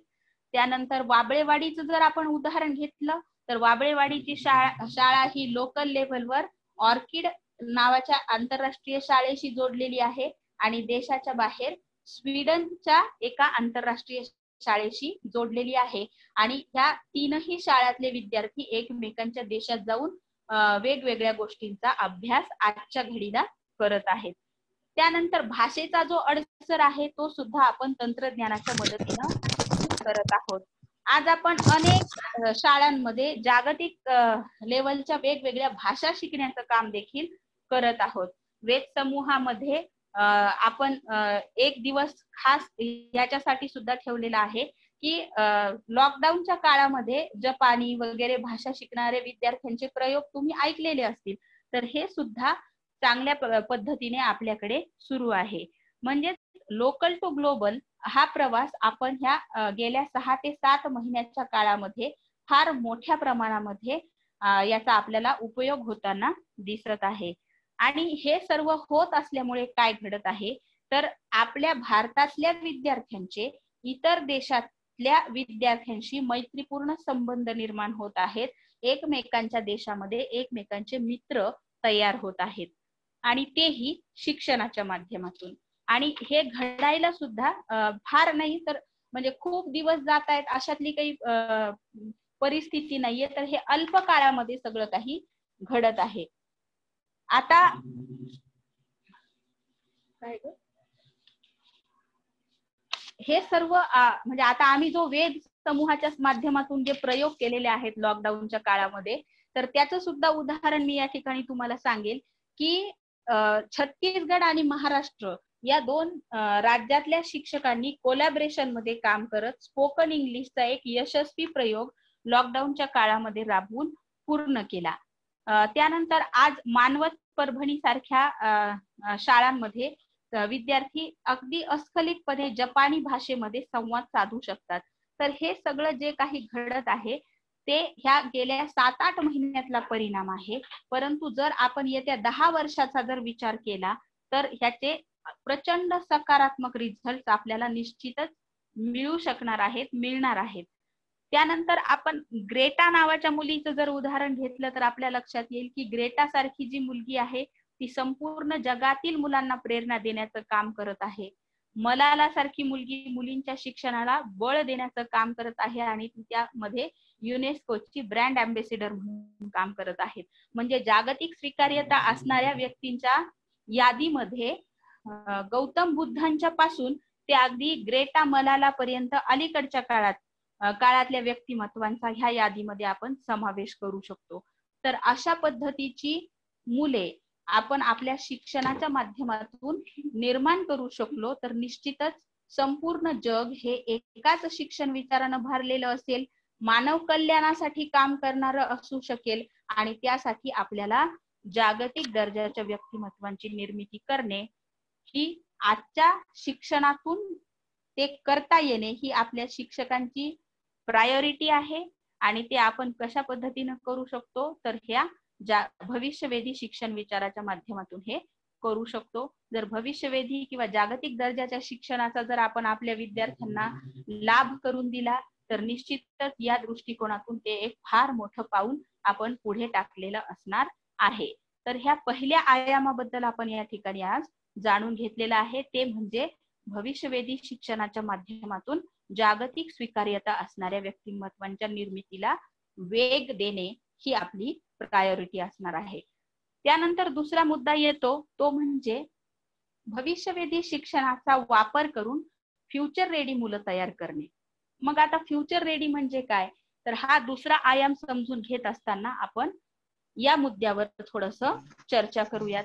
यामध्ये आज जर आपण पुन्हा एकदा आजच्या परिस्थितीचा जर विचार केला तर आपल्याला असं लक्षात येईल की जग हे अत्यंत झपाट्यानं बदलत आहे आणि आज महत्वाच्या असणाऱ्या गोष्टी 1-2 वर्षामध्ये जुन्या पुराण्या होतात आणि बिनकामाच्या होऊन जातात. ही गोष्ट आपल्या सर्वांच्या लक्षात येतच असेल. साधी एक गोष्ट आहे की काही वर्षांपूर्वी जर आपल्याला कोणी सांगितलं असतं की आपण चंद्रावर जाऊ शकतो किंवा आपण मंगळ मोहिमा आखू शकतो तर आपल्याला ते खोटं वाटलं असतं. परंतु आज आपण ह्या दोन्ही मोहिमा यशस्वी केलेल्या आहेत. त्यानंतर आपण घरातून एकमेकांशी बोलू शकतो असं जर कोणी सांगितलं असतं तर आपण त्याला म्हटलं असतं की याचा जरा स्क्रू ढिल्ला दिसतोय, असं कधी होईल का, घरातून आपण काय देव आहेत का वगैरे असं आपण चर्चा केली असती. परंतु आज तुम्हाला लक्षातच येईल की टेलिफोन क्रांती जी झालेली आहे त्यात आपण घरात बसून एकमेकांशी संवाद साधू शकतो. एवढंच नाही तर व्हिडिओ कॉन्फरन्सिंग कॉल आहेत किंवा झूम सारख्या ऍपच्या माध्यमातून आपण सहज एकमेकांना दिसू शकतो, एकमेकांशी संवाद साधू शकतो. त्यानंतर पूर्वीच्या काळाचा जर आत्ताच्या काळाचा जर विचार केला तर मनी ट्रान्सफर हे 1 मिनिट म्हणजे काही सेकंदामध्ये आपण कितीही दूरवरच्या माणसाला पैसे पाठवू शकतो. कॅशलेस व्यवहार हे देखील त्यातलं एक झालेली आपली प्रगती आहे. आणि कोरोना काळाने तर आपल्याला इतके धडे दिलेले आहेत की आपण म्हणजे ज्या गोष्टी शिकायला आपल्याला 2-3 वर्ष लागले असते तर ती गोष्ट तंत्रज्ञानाचा वापर असो किंवा ऑनलाईन व्यवहार असो ह्या सगळ्या गोष्टी आपण विदिन 2 महिने 2 मंथ्स आपण हे शिकलेलो आहोत. मुलांनी ऑनलाईन क्लास फॉलो केले आणि त्या माध्यमातून त्यांचं शिक्षण चालू ठेवलेलं आहे. शिक्षकांनी तर गेल्या 6 महिन्यात अनेक नवनवीन प्रयोग केलेले आहेत. तर ह्यातून आपल्याला असं लक्षात येईल की भविष्यामध्ये याच्याही पेक्षा भयानक असं वातावरण किंवा भयानक अशा समस्या आपल्यापर्यंत किंवा आपल्या समोर निर्माण होऊ शकतात आणि तरी सुद्धा आपल्याला त्या फेस करता आल्या पाहिजेत. आणि त्या जर आपण फेस करू शकलो नाही तर आपलं अस्तित्व धोक्यात येऊ शकतं. म्हणजे डिसेंबर 2019ला जर आपल्याला कोणी सांगितलं असतं की मार्च मध्ये संपूर्ण जग ठप्प होणार आहे, थांबणार आहे, तर आपण विश्वास ठेवला नसता. परंतु ते घडलेलं आहे आणि हे आपल्या सर्वांच्या समोर हा इतिहास आहे. मग हे सगळ्याचा गोष्टींचा जर आपण विचार केला तर आपल्याला असं लक्षात येईल की उद्या काय घडणारे मला माहिती नाही, परवा काय घडणारे मला माहिती नाही आणि अजून 20-25 वर्षानंतर हे जग कसं असणार आहे हे मला माहिती नाही. पण आपण काही गोष्टींचा पूर्व अंदाज लावू शकतो की ह्याच्याही पेक्षा भयानक परिस्थिती निर्माण झाली किंवा आता जे शिक्षण आहे ते भविष्यातल्या मुलांना कशा पद्धतीने उपयोगी ठरणार असू शकतं. या गोष्टीचा विचार करून आपण आतापासून जर उपाययोजना तयार केली आणि त्या दृष्टीने आपल्या मुलांना सुद्धा तसं प्रशिक्षण जर आपण देऊ शकलो तर निश्चितच आपल्याला सर्वकालीन आत्मविश्वासपूर्वक जीवन जगणारी मुलं ही तयार करता येऊ शकतात. आतापर्यंतचा जर आपला इतिहास आपण पाहिला किंवा आपली शिक्षण पद्धती जर आपण पाहिली तर आपल्याला एक गोष्ट लक्षात येईल की आपल्याकडे एक समज आहे तो असा की एखादी गोष्ट जर मला शिकायची असेल तर त्यासाठी मला शिक्षकाची आवश्यकता आहे. आणि मला काहीही शिकायचं असू दे, मराठी शिकायचंय, गणित शिकायचंय, इतिहास शिकायचंय, कम्प्युटर शिकायचंय, वेगवेगळे टेक्नॉलॉजी शिकायचे आहेत, तर हे मी कुणाकडून शिकणार तर शिक्षकाकडून शिकणार. आणि मग त्यासाठी काय करायचं तर शिक्षकाने ती गोष्ट स्वतः शिकावी आणि मग ती मुलांना शिकवावी. जर हीच पद्धत आपण चालू ठेवली तर आपल्याला त्याच्यामध्ये किती वेळ लागणार आहे. म्हणजे नवीन काही तंत्रज्ञान आलं की लागलं आपलं प्रशिक्षण, मग आपण ते शिकायचं, मग मुलांना शिकवायचं, यामध्ये कित्येक दिवस निघून जातात. पण आताच जर उदाहरण घेतलं ना तर झूम कसं ऑपरेट करायचं हे आपल्यापैकी बऱ्याच शिक्षकांना माहिती नव्हतं आणि विद्यार्थ्यांना तर त्याच्याहून माहिती नव्हतं. परंतु ह्या दोन्हीही गोष्टी शिक्षक आणि विद्यार्थी सोबत शिकले आणि म्हणून कोरोना काळामध्ये शाळा बंद असून सुद्धा शिक्षण चालू राहू शकलं. तर असे अनेक छोटे छोटे उदाहरणं आपल्या समोर आहेत.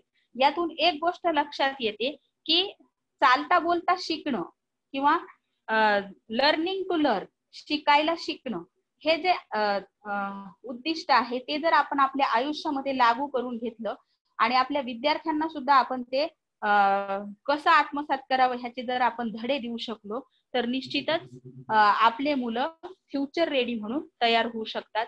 युनेस्कोने सुद्धा लर्निंग टू लर्न या तत्वाचा सध्या पुरस्कार केलेला आहे. या पद्धतीने जर आपण शिकण्याची पद्धत अवलंबली तर ह्यातून मुलांचं शिकणं हे कमी वेळात होणार आहे आणि लवकर म्हणजे वारंवार होणारे बदल हे मुलं लवकर आत्मसात करणार आहेत. मुलं तसे पण बऱ्यापैकी नवीन बदलांना फार लवकर ऍक्सेप्ट करतात. ती ताकद मुलांमध्ये जन्मतःच असते, नॅचरली असते आणि म्हणून मुलांना त्या शक्तीचा वापर करायला लावणे ही आपल्या शिक्षकांची प्रायोरिटी आहे.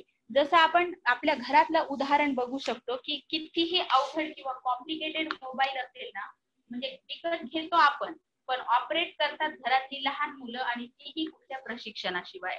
तर या पद्धतीनं ह्या गोष्टीचा किंवा ह्या मानसिकतेचा आपण वापर करून मुलांना स्वतः शिकण्यास प्रेरित करू शकतो. कम्प्युटर सायन्स असेल किंवा कोडिंग, प्रोग्रामिंग यासारखे कामं असतील, याच्याबद्दल जर आपण विचार केला तर त्याच्यामध्ये प्रचंड प्रमाणामध्ये सातत्यानं बदल होत असतात. म्हणजे काही दिवसांपूर्वी C++ किंवा अशा पद्धतीच्या कोडिंग लँग्वेज आपण वापरत होतो. त्यानंतर जावा आणि सध्या पायथॉन मध्ये आपण कोडिंग प्रोग्रामिंग हे करत असतो आणि यानंतर अजूनही याच्यापेक्षा वेगळं काहीतरी ऍडव्हान्स व्हर्जन त्याच्यात निश्चितच येणार आहे. मग या सर्व गोष्टीचा जर आपण विचार केला तर अभ्यास करून ते ज्ञान आपण उपयोगात आणायला सुरुवात करायच्या आधीच ते जुनं होऊन गेल्याची जाणीव आपल्याला किंवा अनुभव आपल्याला अनेक वेळा येत असतात. त्यानंतर जर समजा आपण मेडिकल क्षेत्राचा जर विचार केला तर दरवर्षी नवनवीन रोगांची भर पडते.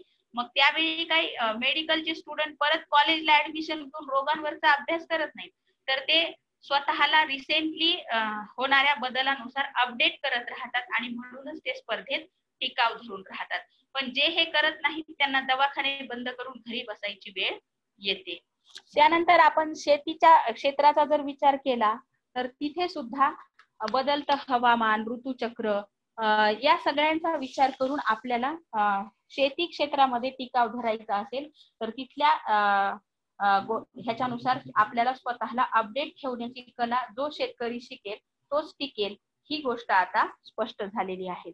म्हणजेच काय तर रोजचं जीवन जगत असताना सर्व क्षेत्रात होणाऱ्या नवनवीन बदलांना आपल्याला सामोरं जाता आलं पाहिजे. त्यासाठी स्वतःला सतत अपडेट करण्याची सवय आपल्याला लावून घेता आली पाहिजे आणि ती सवय आपण आपल्या विद्यार्थ्यांना लावली तर ते विद्यार्थी सुद्धा भविष्यात प्रत्येक समस्येला यशस्वीपणे सामोरे जाऊ शकतील इतका विश्वास किंवा आत्मविश्वास त्यांच्यामध्ये आपल्याला निर्माण करायचा आहे.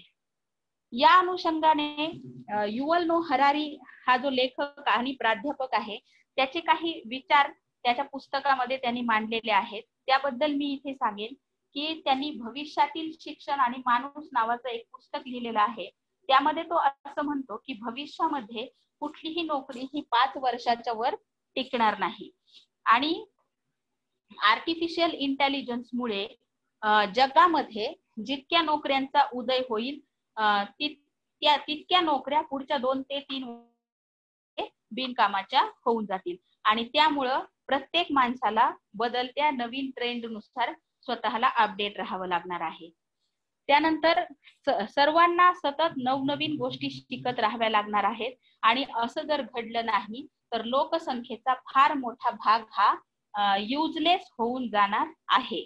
आणि मग ह्या काळामध्ये म्हणजे आता कोरोना काळामध्येचा जर विचार केला तर आपल्या असं लक्षात येईल की अनेक लोकांच्या नोकऱ्या गेल्या, अर्थार्जनाचं काही साहित्य न राहिल्यामुळे अनेक जणांनी आत्महत्या केल्या. तर जेव्हा काही काम नसतं तेव्हा आपली भावनात्मक शक्ती किंवा मनोबल टिकून राहणं हे मुश्किल होऊन जातं आणि मग त्यातनं नैराश्य येणे किंवा आत्महत्यांसारखे प्रकार वाढणे, दहशतवाद वाढणे ह्या सगळ्या गोष्टी आपोआपच येतात आणि म्हणून बदलत्या किंवा भविष्यातल्या काळामध्ये स्वतःचं मनोबल टिकवून ठेवण्यासाठी सुद्धा माणसाला तारेवरची कसरत करावी लागणार आहे. युवल नोह हरारीने त्याच्या पुस्तकात असं सांगितलेलं आहे की भविष्य काळामध्ये आपल्या समोर 3 महत्वाच्या समस्या असणार आहेत. त्यामध्ये पहिली समस्या आहे परमाणु युद्ध आणि दुसरी समस्या आहे कमकुवत पर्यावरण. जग संपूर्ण जग एकत्र आलं तर ह्या 2 समस्या सुटणार आहेत. मात्र तिसरी जी समस्या आहे ती समस्या आहे आर्टिफिशियल इंटेलिजन्स आणि बायो इंजिनिअरिंगची. तर ह्या 2 म्हणजे आर्टिफिशियल इंटेलिजन्स आणि बायो इंजिनिअरिंग ह्या गोष्टीमुळे काय परिणाम होणार आहे, तर जागतिक व्यवस्था आणि रोजगारांवर ह्याचे परिणाम होणार आहेत. मॅक्झिमम काम जर रोबोट आणि मशिनरी करू लागल्या तर जे माणसं आहेत ते रिकामे होऊन जातील, बिनकामाचे होऊन जातील आणि त्यामुळं रोबोट आणि जेनेटिकल सुपर ह्युमन निर्मिती या गोष्टींवर नियंत्रण ठेवण्याची क्षमता जर संपूर्ण जगात कुणाकडे असेल तर ती पहिला आहे अमेरिका आणि दुसरा आहे भारत. कारण अमेरिकेकडे सत्ता सामर्थ्य आहे आणि भारत देशाकडे मूल्यांची देणगी आहे आणि म्हणून संपूर्ण विश्वाला विनाशाच्या उंबरठ्यावर जाण्यापासून वाचवणारे 2च देश या जगात पूर्ण आहेत. आणि म्हणून आपण एक भारतीय म्हणून सुद्धा या सर्व गोष्टींचा विचार करून शिक्षणाच्या माध्यमातून आपण ह्या जगाला एक वैधानिक दिशा देण्याचं काम करू शकतो, असं युवल नोह हरारीच्या पुस्तकामध्ये त्याने सांगितलेलं आहे. त्यानंतर तिसरा महत्वाचा मुद्दा काय येतो की फ्युचर रेडी मुलं का तयार करायची आहे. तर सध्याचा माहितीच्या बदलाचा वेग आहे 2 वर्ष. म्हणजे 2 वर्षापूर्वीची माहिती जे नवीन संशोधन झालेलं असतं ते 2 वर्षानंतर कुचकामी ठरतं. आणि आपल्या शिक्षणात बदल किती वर्षांनी घडतात, तर 5 वर्षांनी किंवा 10 वर्षांनी. सध्याच जर आपण उदाहरण घेतलं की नवं शैक्षणिक धोरण हे आपल्याला 1986 नंतर 2020 ला नवीन शैक्षणिक धोरण अस्तित्वात आलेलं आहे. आता हे शैक्षणिक धोरण अंमलात यायला पुढचे 2 ते 3 वर्ष लागतील. त्यानंतर अभ्यासक्रम तयार करणे, त्यानुसार पाठ्यक्रम तयार होणे, मुलांना शिकवणे, यामध्ये 5 ते 10 वर्ष निघून जाणार आहेत. आणि जर या गतीनं आपण चाललो तर जगाच्या प्रगतीचा वेग आपण पकडू शकणार नाही.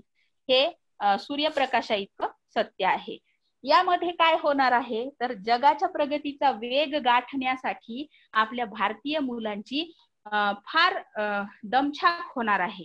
कारण काय होईल की आपल्याकडे जे बदल घडत आहेत ते फार सावकाशीनं घडतात आणि बाकीच्या देशांमध्ये किंवा आपण जे देशातल्या रिच कंट्रीजचं जे युनियन आहे तर त्यांनी तर स्वतंत्र अशी यंत्रणा उभी केलेली आहे ज्याच्या माध्यमातून ते पिसा रेडी मुलं तयार करण्यावरती भर देत आहेत की जगातल्या कुठल्याही देशामध्ये आपल्या देशातलं मूल हे सक्षम आणि यशस्वी आयुष्य जगू शकलं पाहिजे. ह्यासाठी त्यांच्याकडे त्या OECD कंट्रीज ज्या आहेत त्या स्पेशल प्रोग्राम राबवत आहेत. तो बदल आपल्याकडे घडून यायला अजून काही वर्ष लागतील. परंतु जर आपण शिक्षकांनी हा भविष्यवेधी शिक्षण विचार स्वीकारला आणि त्यानुसार गावागावांमध्ये ह्याचे प्रयोग जर सुरू केले तर निश्चितच फ्युचर रेडी मुलं कशा पद्धतीने तयार करावी ह्याच्या प्रयोगशाळा आपल्या जिल्हा परिषद शाळांमध्ये फार पूर्वीच अस्तित्वात आल्याचं चित्र आपण निर्माण करू शकतो. तर बघा जागतिक बदलांना लवकर स्वीकारतील आणि स्वतःला अपडेट ठेवतील तेच युजफुल राहतील, नसता ते युजलेस होणार. ही गोष्ट आपल्याला सर्वांना लक्षात घ्यायला पाहिजे. जसं आपण काही व्यावसायिकांची नावं या ठिकाणी प्रातिनिधिक स्वरूपात सांगू शकतो की पूर्वीच्या काळी आपण पेंटरचा व्यवसाय फार तेजीत राहायचा, परंतु जशी डिजिटल क्रांती झाली आणि मोठमोठे बॅनर वगैरे तयार 5-10 मिनिटात तयार होऊ लागले तर हे सगळे पेंटर बेकारीचं आयुष्य जगू लागले. त्यानंतर आता कोरोनाच्या काळामध्ये अनेक जणांच्या नोकऱ्या गेल्या आणि नोकरी गेल्याने ते शेतीकडे वळले, पण शेतीचं तंत्र नसल्यामुळे तिथं सुद्धा त्यांना मनस्तापाशिवाय हाती काही लागत नाही. तर या सर्व गोष्टींचा विचार करत असताना सध्या वेद समूह सुद्धा ह्या भविष्यवेधी शिक्षणाला दिशा देण्यासाठी आणि फ्युचर रेडी मुलं तयार करण्यासाठी 21 वेगवेगळ्या विषयांवरती काम करत आहे. आणि जर त्यानुसार व्यवस्थितरित्या अंमलबजावणी आपल्याला करता आली तर भविष्यात कोणतंच मूल युजलेस होणार नाही अशी योजना किंवा असा कृती कार्यक्रम आपण वेद समूहाच्या माध्यमातून तयार करत आहोत. तर तो त्रिसूत्री कोणती आहे तर काळानुरूप बदलणे, चालता बोलता शिकत राहणे आणि स्वतः शिकायला शिकणे म्हणजेच लर्निंग टू लर्न. या 3 गोष्टींची स्वतः शिक्षक आणि विद्यार्थ्यांनी जर आपल्याला सवय लावून घेतली तर फ्युचर रेडी मुलं नक्की तयार होऊ शकतात, असा विश्वास या वेद समूहाच्या अनेक कार्यक्रमातून निश्चितच आम्ही आपल्याला देऊ शकतो. आणि हा विचार प्रत्येक शिक्षकापर्यंत पोहोचला तर निश्चितच ह्या कामाला गती येऊ शकते. आणि म्हणूनच आपण ह्या प्रशिक्षणांच्या माध्यमातून हा विचार सर्वत्र पोहोचवण्याचं काम करत आहोत. त्यानंतर आपला तिसरा महत्वाचा आयाम आहे मुलांच्या क्षमताचं 100% युटिलायझेशन करणे. तर युटिलायझेशन म्हणजे काय, तर उपयोग करता येणे. आपल्याला असं अनेकदा लक्षात येतं की आपल्या शालेय विद्यार्थ्यांकडे अफाट क्षमता असतात, पण आपल्याकडे सध्या जी व्यवस्था आहे किंवा यंत्रणा आहे त्यात अशी कोणतीच सोय नाही ज्यातून मुलांमध्ये असलेल्या प्रत्येक क्षमतेचा उपयोग करून आपण त्याला योग्य दिशेने पुढे जाण्याची संधी देऊ शकतो. याचं उदाहरण घेताना आपण आपल्या वर्गाचं चित्र डोळ्यासमोर आणूया. तर बघा, आपल्या वर्गामध्ये एकूण 30 विद्यार्थी असतात. समजा 30 ही मिनिमम संख्या धरलेली आहे, 40-50 पण असू शकते काही जणांच्या वर्गामध्ये.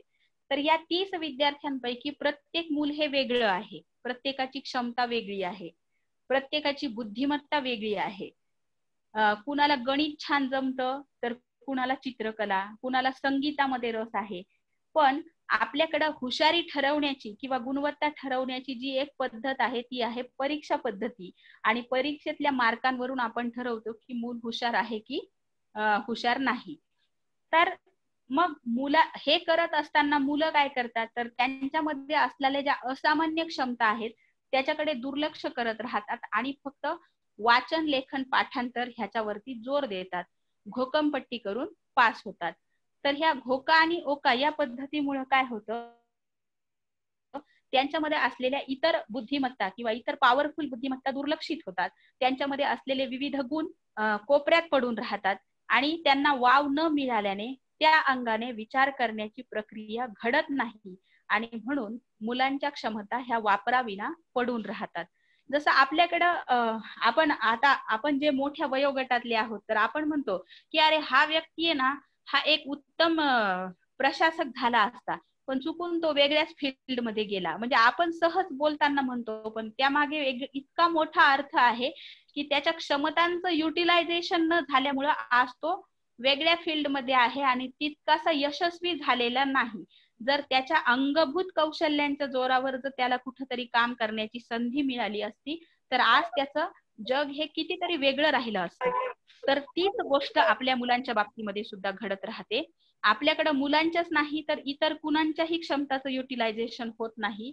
आणि ह्याचं कारण काय आहे, तर आपल्याकडं कोणत्याही कामाचं आपण पूर्वनियोजन करत नाही.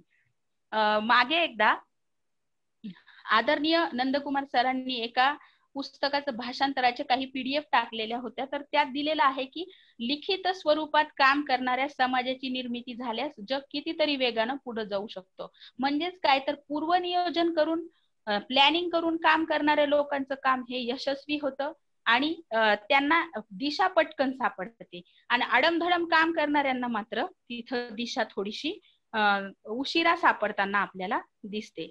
आता आपल्या शाळेचं उदाहरण घेऊया की लिखित स्वरूपात काम केल्यावर काय होतं आणि लिखित किंवा कुठलंही पूर्वनियोजन न करता काम केलं तर काय होतं. म्हणजे क्षमतांचं युटिलायझेशन न होण्यामागं कशी ही कारणीभूत ठरतात. ह्याचं एक उदाहरण घेऊया की आपण सकाळी उठतो, शाळेत जातो, शाळेत गेल्यानंतर कुणीतरी येणार असं कळल्यानंतर आपण तासन काढतो. तोपर्यंत आपल्या डोक्यामध्ये काहीच नसतं की आज आपल्याला मुलांना कुठल्या गोष्टींबद्दल चर्चा करायची किंवा काय, असं काही नसतं. आणि आपण तिथं गेल्यानंतर काय करतो, मुलांना विचारतो काय रे आपल्याला आज काय शिकायचंय, कुठं जायचंय, कुठपर्यंत आलो होतो, असं तसं. आणि बसल्या बसल्या मग आपल्याला एखादी अनोखी कल्पना सुचली की आपण मुलांना ते करायला सांगतो. त्यामध्ये आपल्या वर्गामध्ये जी हुशार मुलं असतात ती पटकन त्यांना त्या गोष्टींचं आकलन होतं, ती त्याच्यामध्ये सहभागी होतात. पण जी मॅक्झिमम मुलं असतात त्यांना त्या गोष्टींचा सुतराम काही कल्पना नसते किंवा त्यांचं त्या दृष्टिकोनातनं काही पूर्वतयारी नाही, आकलन त्यांना झालेलं नाही. अशी मुलं त्या उपक्रमांपासून कोसो दूर राहतात. आणि मग आपल्याला लक्षात येतं की आपण जी काही कृती केलेली आहे ना ती 4 ते 5 विद्यार्थ्यांवर यशस्वी झालेली आहे.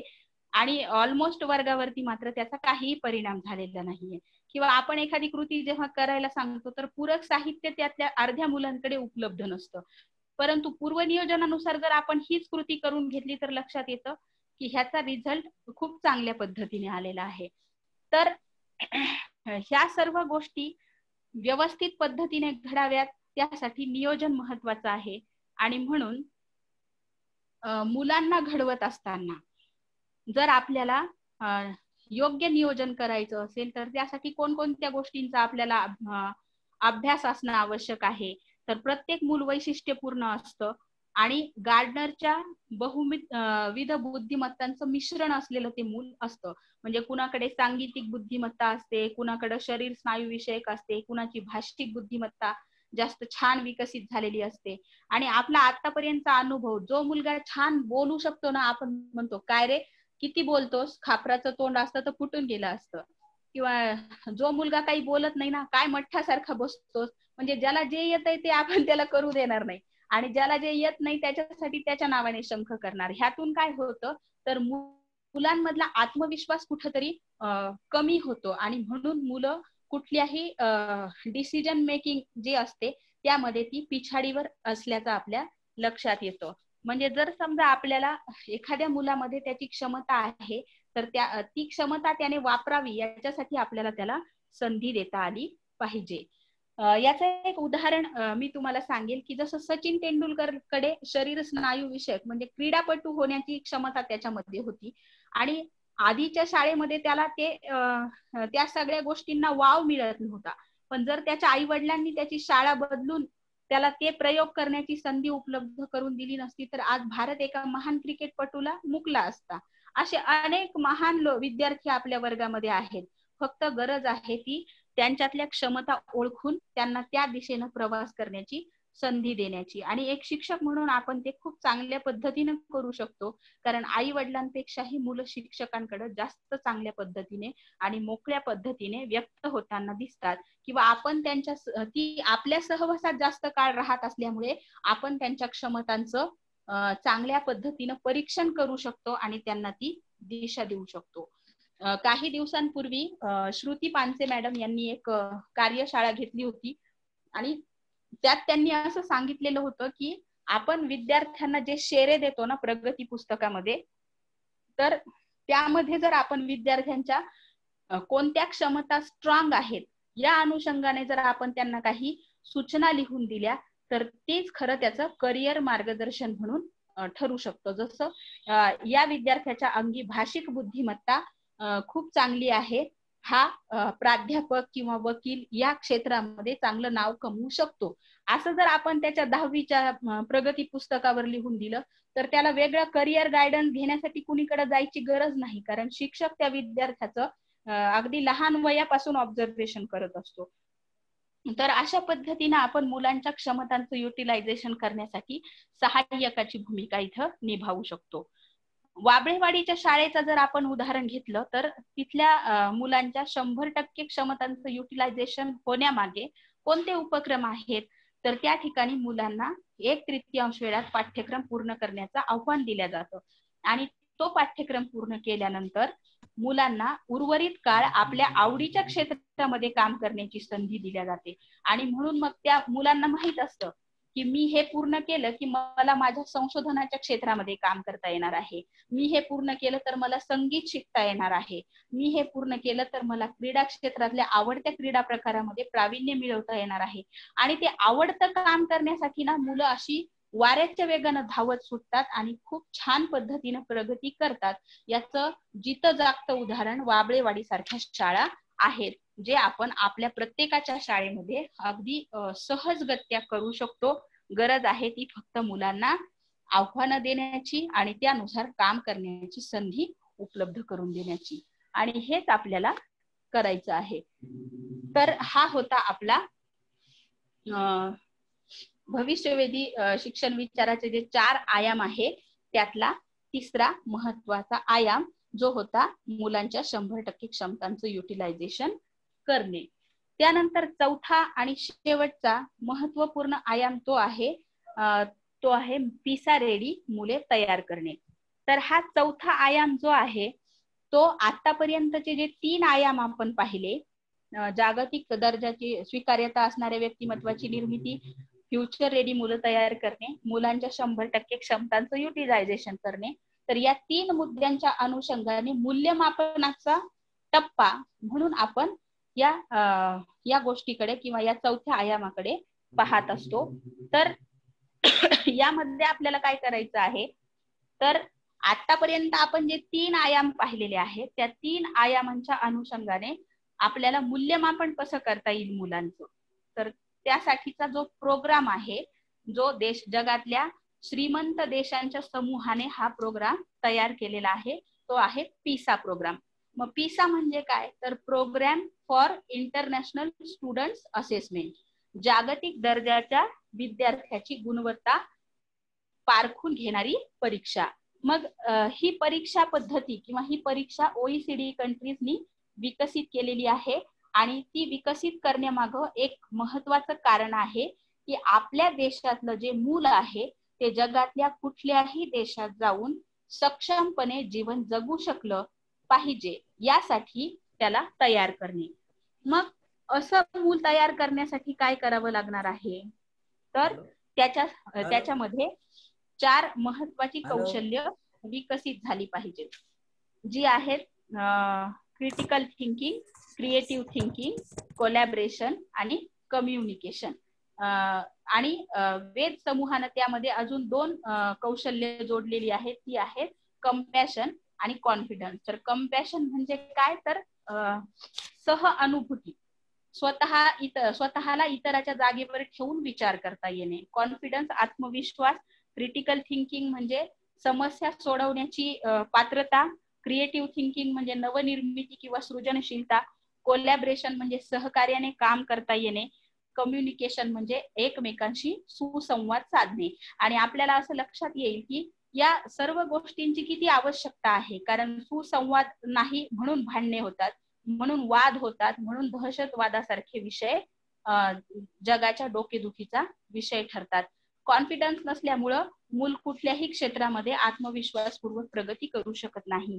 त्यानंतर समस्या निराकरण करणे हे येत नसल्यामुळे अनेक मोठी माणसे सुद्धा जसं कोरोना काळामध्ये झालेल्या आत्महत्यांचा जर आपण विचार केला तर क्रिटिकल थिंकिंग चा अभाव हे सुद्धा कारण त्याच्या मागे असू शकतं. क्रिएटिव्हिटी नसणे म्हणजे नवीन काही निर्मिती करू शकत नाही, त्यामुळे नैराश्य येणे. तर जगातल्या कुठल्याही देशात गेला ना तर त्याला ते करून स्वतःचं आयुष्य व्यवस्थितपणे मार्गी लावता येण्याची क्षमता निर्माण करण्यासाठी हे 6 C's त्या मुलामध्ये डेव्हलप होणं आवश्यक आहे. आपली सर्वांचीच अशी इच्छा आहे की ह्या जगाचं नेतृत्व भारतानं करावं. आणि आपले काही लोक, आज आपण जर जागतिक राजकारणाचा विचार केला तर आज कमला हॅरिस अमेरिकन राजकारणामध्ये एका उच्च स्थानावर पोहोचलेल्या आहेत. किंवा एक हिमाचल प्रदेशचा एक माणूस आहे जो 20 वर्षापूर्वी न्यूझीलंडला गेला होता, तो आज तिथल्या पार्लमेंटचा मेंबर आहे. त्यानंतर आताच्या निवडणुकीमध्ये प्रेस्टन कुलकर्णी नावाच्या माणसाने अमेरिकेत निवडणूक लढवली. म्हणजे हे करत असताना भारतीय म्हणजे आपण जगाच्या कुठल्याही कोपऱ्यात गेलो ना तर आपल्या देशातले काही प्रमाणातली लोकसंख्या त्या ठिकाणी अस्तित्वात आहे. आणि म्हणून संपूर्ण जग एक कुटुंब म्हणून विकसित होत असताना जर आपल्याला पाहायचं असेल तर आपल्याला कुठल्याही देशामध्ये जायची संधी मिळाली आणि आपण जाऊ शकलो तर तिथं आपण आपला एक समाज समूह त्या ठिकाणी ऑलरेडी आहे, ज्यांना धरून आपल्याला जागतिक राजकारणाचा किंवा जागतिक समाजकारणाचा सुद्धा आपल्याला हिस्सा बनता आलं पाहिजे. आणि मग त्यासाठी पात्रता परीक्षा जी आहे ती पिसा परीक्षा आहे. मग ही पिसा परीक्षा कधी दिल्या जाते तर ती वयाच्या 15व्या वर्षी म्हणजे 9वी नंतर ही परीक्षा आपण आपले विद्यार्थी देऊ शकतात. मग या पिसा परीक्षेमध्ये काय असतं तर हे 6 जे कौशल्य आहे, जीवन कौशल्य, त्याच्या अनुषंगाने वेगवेगळे प्रश्न त्यामध्ये विचारले जातात आणि त्या प्रश्नांची उत्तरं विद्यार्थी कशा पद्धतीने देतात हे आजमावलं जातं. मग त्या विद्यार्थ्यामध्ये क्रिटिकल थिंकिंग डेव्हलप करायची आहे किंवा क्रिएटिव्ह थिंकिंग डेव्हलप करायची आहे, तर मग तो विद्यार्थी 9वीला जाणार म्हणून 8वीला हे काम आपण सुरू करणार आहोत का, तर तसं नाही. तर तो मूल जन्माला आल्यापासून आपण त्या अनुषंगाने त्याला डेव्हलप करू शकतो. आपल्याकडे शाळेत मूल येतं वयाच्या 6व्या वर्षी, तर अगदी इयत्ता पहिलीपासून सुद्धा आपण मुलांना अशा प्रकारचा प्रोग्राम विकसित करण्यासाठी मदत करू शकतो. मुलांना या पद्धतीचे प्रश्न आपण सुद्धा विचारू शकतो. मुलांना स्वतः शिक्षकांना प्रश्न विचारावेत असं आपण त्यांना ट्रीटमेंट देऊ शकतो. तर या पद्धतीने जर आपली शिक्षण पद्धती किंवा शिक्षणातले प्रयोग आपण करत राहिलो तर निश्चितच मुलं ह्या 6Cच्या अनुषंगानं डेव्हलप होत राहतील.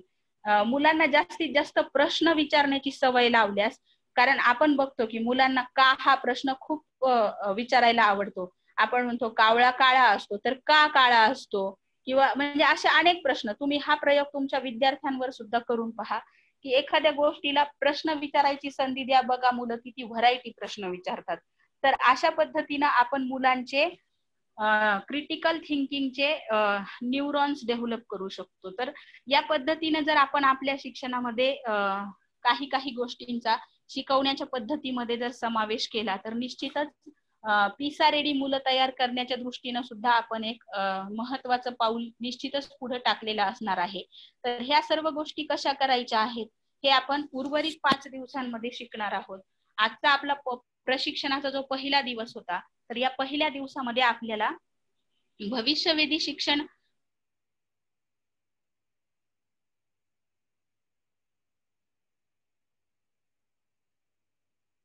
आहे, खांबांबद्दल आपल्याला जाणून, पिलर्स आपण त्याला म्हणू शकतो, ह्याबद्दल आपण आजच्या प्रशिक्षणाच्या पहिल्या दिवसामध्ये जाणून घेतलेलं आहे. या ठिकाणी माझा विषय मांडून संपलेला आहे.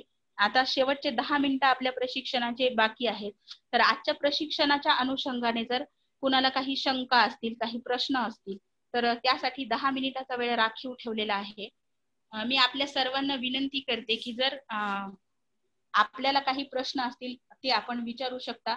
आमची सुलभक टीम आपल्या प्रत्येक शंकांचं निरसन करायला तयार असेल. थँक्यू. आज आपण हे पूर्ण सेशन शांतपणे ऐकून घेतलं आणि योग्य तिथे वेळोवेळी प्रतिसाद दिला, त्याबद्दल मी रोहिणी विद्यासागर पिंपरखेडकर आपल्या सर्वांचं आभार मानते आणि थांबते. पुढील सत्र कोऑर्डिनेटर यांच्याकडे सुपूर्द करते. थँक्यू. रोहिणी मॅडम, खूप खूप धन्यवाद आजच्या पहिल्या दिवसाच्या या सेशन बद्दल. मुळातच भविष्यवेधी शिक्षणाच्या या प्रशिक्षणाबद्दल पूर्ण तालुक्यातील आम्ही सर्व शिक्षक अगदीच आशादायी होतो आणि प्रत्येकाला याबद्दल एक उत्सुकता होती की कशा प्रकारचं प्रशिक्षण मिळेल. आणि जे काही आतापर्यंत ऐकलेलं होतं की आंतरराष्ट्रीय शाळा, आंतरराष्ट्रीय शिक्षण, पिसा लेवल, याच्या संदर्भात अगदी मोजक्या आणि समर्पक भाषेत अगदी तुम्ही पहिल्यापासून शेवटपर्यंत आमच्या प्रत्येक शिक्षकाला जे खिळवून ठेवलं होतं, त्यामुळे असं कुठेही गाडी अशी डिरेल झाल्यासारखी वाटली नाही, अजिबात वाटली नाही. मुळात आता उत्सुकता अशी ताणली गेलेली आहे की हे उर्वरित 5 दिवसांमध्ये आणखी नवीन काय काय मुद्दे शिकायला मिळतील आणि कशा प्रकारे हे सुंदरपणे हे 6 दिवस जातील आणि या दरम्यान नवीन काय शिकायला मिळेल. जसं म्हणतात की साचलेल्या पाण्यावरती शेवाळ येतं, डबकं होतं ते, आणि त्याचा फायदा राहत नाही काही. म्हणजे कार्यरत राहणं हे त्यातल्या त्यात प्रत्येक शिक्षकासाठी खूप आवश्यक आहे. आणि जसं तुम्ही तो मुद्दा मांडला की किमान शिक्षकाने तरी अपडेटेड राहणं खूपच आवश्यक आहे, कारण आपण अपडेटेड राहिलो नाही तर सृष्टीचा नियम आहे की आपण कालबाह्य होऊन जातो. आपल्या आजच्या या पूर्ण दिवसाच्या सेशनमध्ये आपण 3 ते 5 या वेळेमध्ये जे काही गायडन्स केलं आणि जे काही फॅसिलिटेटरच्या माध्यमातून आपण जे काही मत मांडले ते आमच्या सर्वांसाठी. हा दीपक सर, आपण बोलताय का काही? येस, 15 मिनिटं आपण प्रशिक्षण राखीव ठेवलाय वेळ हा. ठीक आहे सर. अजून 15 मिनिटं वेळ आहे, प्रशिक्षण संपलं नाही. तर हा एक प्रशिक्षणाचा भाग आहे की आपण मागील 15 मिनिटांमध्ये चर्चा करूया. काही मुद्द्यांबाबतीत जर आपले काही प्रश्न असतील तर ते मांडूया आणि या अनुषंगाने काही आपले विचार असतील, प्रश्न नसतील पण काही विचार असतील तर ते पण शेअर करूया. म्हणून शेवटची 15 मिनिटं ही एक प्रशिक्षणाचा भागच आहे की ज्याच्यामध्ये आपण यावर चर्चा करतो. सुलभकाम व्यतिरिक्त सहभागींना सुद्धा त्याच्यामध्ये आपल्याला काही आपले मत मांडता येतील. त्यामुळे सर्वांना विनंती की आपल्यापैकी कोणी जर या बाबतीत काही विचार मांडू इच्छित असेल, काही प्रश्न असतील तर ते आपण समोर ठेवावेत. कृपया सर्वांनी आपापले मत व्यक्त करण्यासाठी रेज हँड आणि चॅट बॉक्सचा वापर करावा. माईक अनम्यूट केलात तरी चालेल.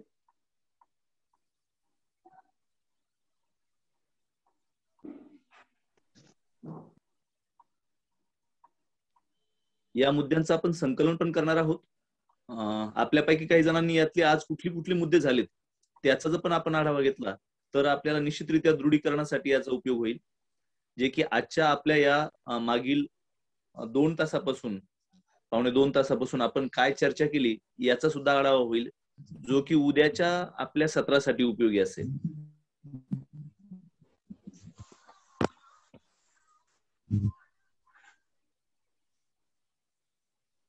Kashinath sir please. Kashinath Nimbare sir, आपण अनम्यूट केलंय.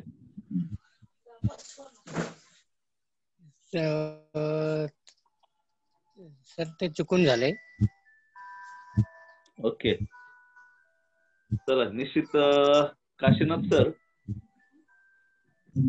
आपल्या सर्वांना सगळंच काही समजलं याचाही अर्थ असा होऊ शकतो की आजच्या या सगळ्या प्रशिक्षणात मांडलेले मुद्दे आपल्या सर्वांपर्यंत पोहोचले आणि ते आपण काही शेअर करू इच्छित नाहीत किंवा शेअर करण्यासारखे आपल्याला ते वाटत नसावेत. पण रोहिणीताईंनी आज खूप छान प्रकारे मुद्दे मांडले जे खरंच आजच्या बाबतीत आपल्यासाठी खूप आवश्यक होते आणि ज्याच्यावर खूप चांगली चर्चाही होते. तो महत्वाचा मुद्दा म्हणजे की इतके दिवस आपण आंतरराष्ट्रीय शाळा असावी या अनुषंगाने सगळेजण प्रयत्नशील असतायचो. माझी शाळा ही आंतरराष्ट्रीय शाळा असावी, आंतरराष्ट्रीय शिक्षणाबाबतीत चर्चा करताना दिसत नाही. आपली घरातली आणि शाळेतली दोन्ही मुलं आपण आंतरराष्ट्रीय शाळेत जावीत असा विचार करत असतो, परंतु निश्चित आंतरराष्ट्रीय शिक्षण देणारी आपली मुलं हवीत. म्हणून आंतरराष्ट्रीय शाळा आणि आंतरराष्ट्रीय शिक्षण ही खूप 2 महत्वपूर्ण मुद्दे आज आपण आजच्या या सत्रामध्ये क्लिअर केले. त्याबरोबरच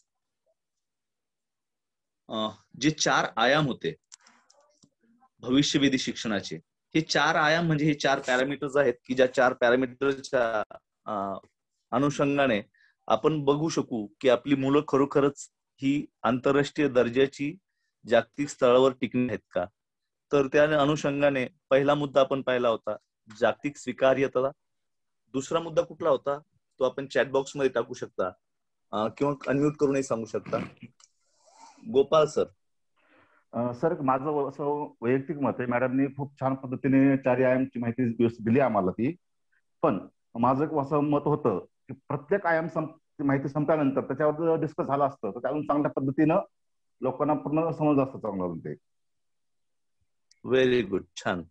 निश्चितरित्या आपण उद्यापासून असा एक मुद्दा संपल्यानंतर त्याच्यावर चर्चा करूया. आजच्या बाबतीत फक्त आपण असं एकत्रितच करूया. उद्या आपण प्रत्येक मुद्द्यानंतर त्यावर बोलू.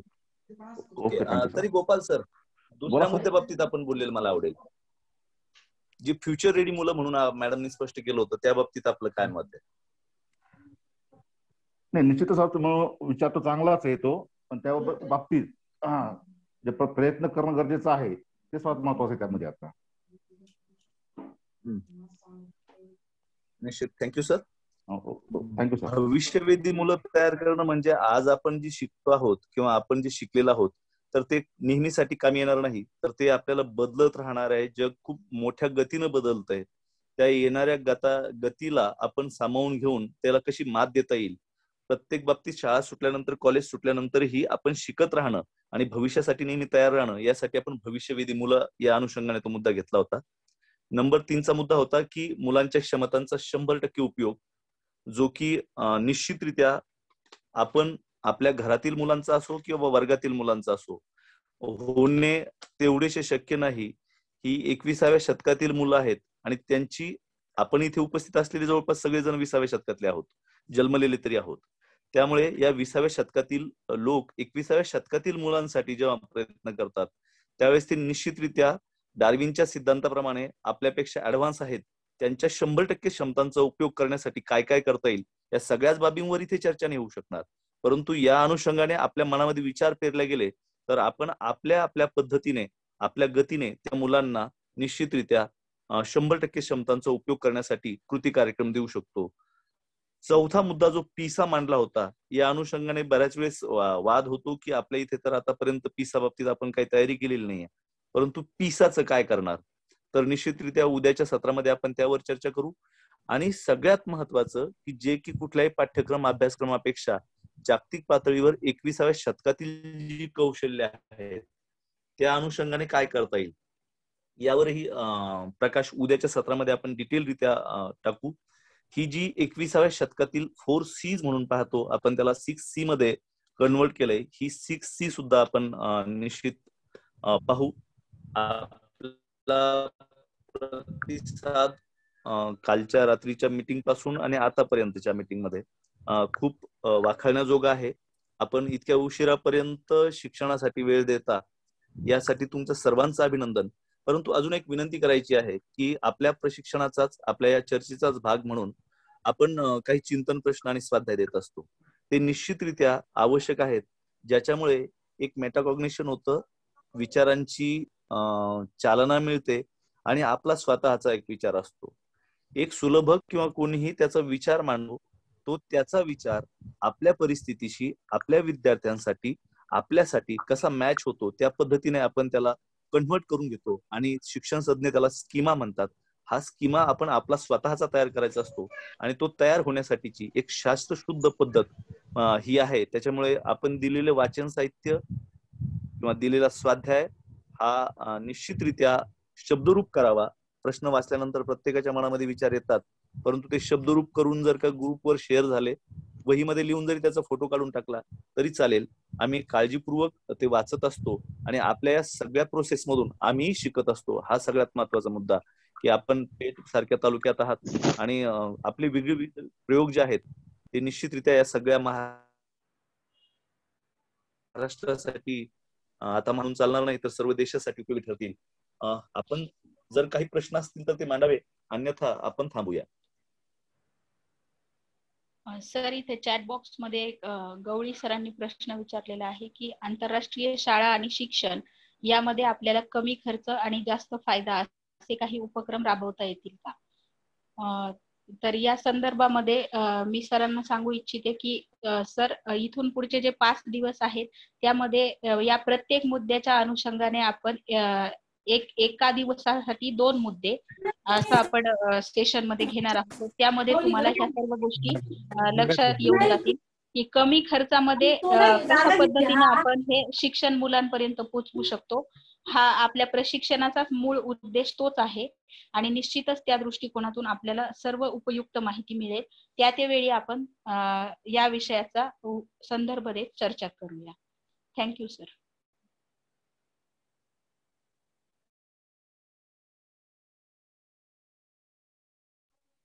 चला, आपण आता थांबायला काही हरकत नाही. संयोजक. हा सर, आपण थांबूयात. आपण सर्वांनी काळजीपूर्वक ऐकलं तेव्हा आपल्या सर्वांचे खूप खूप आभार. आपल्यापैकी पर्यवेक्षक यंत्रणेतून कोणी बोलणार असेल तर नंतर आपण थांबूया. ठीक आहे. ऑफिस मधून जॉईन कोणी आहेत का? जाधव मॅडम, जगताप मॅडम, आपण काही मत बोलणार आहात का?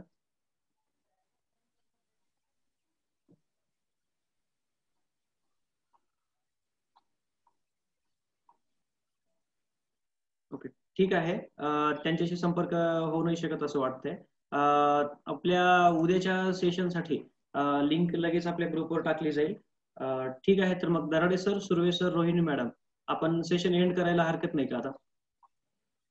हो सर, ठीक आहे, चालेल. सुलभकांचे आभार. आणि सगळ्यांना परत विनंती असेल की ज्या उत्साहाने आज आपण सगळे जॉईन झालेलो आहोत, उद्या परत एकदा आपण या मार्गदर्शनाचा लाभ घेऊया. वेळेपूर्वी आपण जॉईन होऊया आणि म्यूट राहून आपण आपल्या मीटिंगचे नियम पाळून सगळेजण उद्या वेळेत जॉईन होऊया. ठीक आहे. मीटिंग आपण एंड करतो आहोत. सर्वांचे खूप खूप आभार. हॅलो. हा, येस मॅडम. Hello hello. हा मॅडम. हा, नाही आहेत मॅडम. ठीक आहे. किती 264 लोक आहे. हो, ठीक आहे. चांगलं आपलं चाललंय. ज्यांनी आज पार्टिसिपेट म्हणजे सहभाग नोंदवलाय, ऑनलाईन प्रशिक्षण घेतलंय, आता सलग आपल्या चालणार आहे. सर्वांनी या गोष्टीकडे लक्ष द्यायचं आणि पूर्ण वेळ व्यवस्थित हजर राहायचंय. छान झालेलं आहे. मध्ये मी थोडं गॅप घेतला, नाही ऐकता आलं, पण आपण सर्वांनी छान केलेलं आहे. मॅडमचं पण छानच झालेलं आहे बोलणं, खूप सुंदर. ठीक आहे, काय हरकत नाही. सर्वांचे आभार, रोहिणी मॅडमचे, सुर्वे सरांचे. मस्त. Kolekar sir very good. हो, थँक्यू मॅडम. ओके, ठीक आहे, आपण लेफ्ट होऊया सगळेजण. लिंक ग्रुपवर शेअर केली जाईल. उद्या परत भेटूयात आपण सगळेजण. ठीक आहे, thank you everyone. Okay okay okay.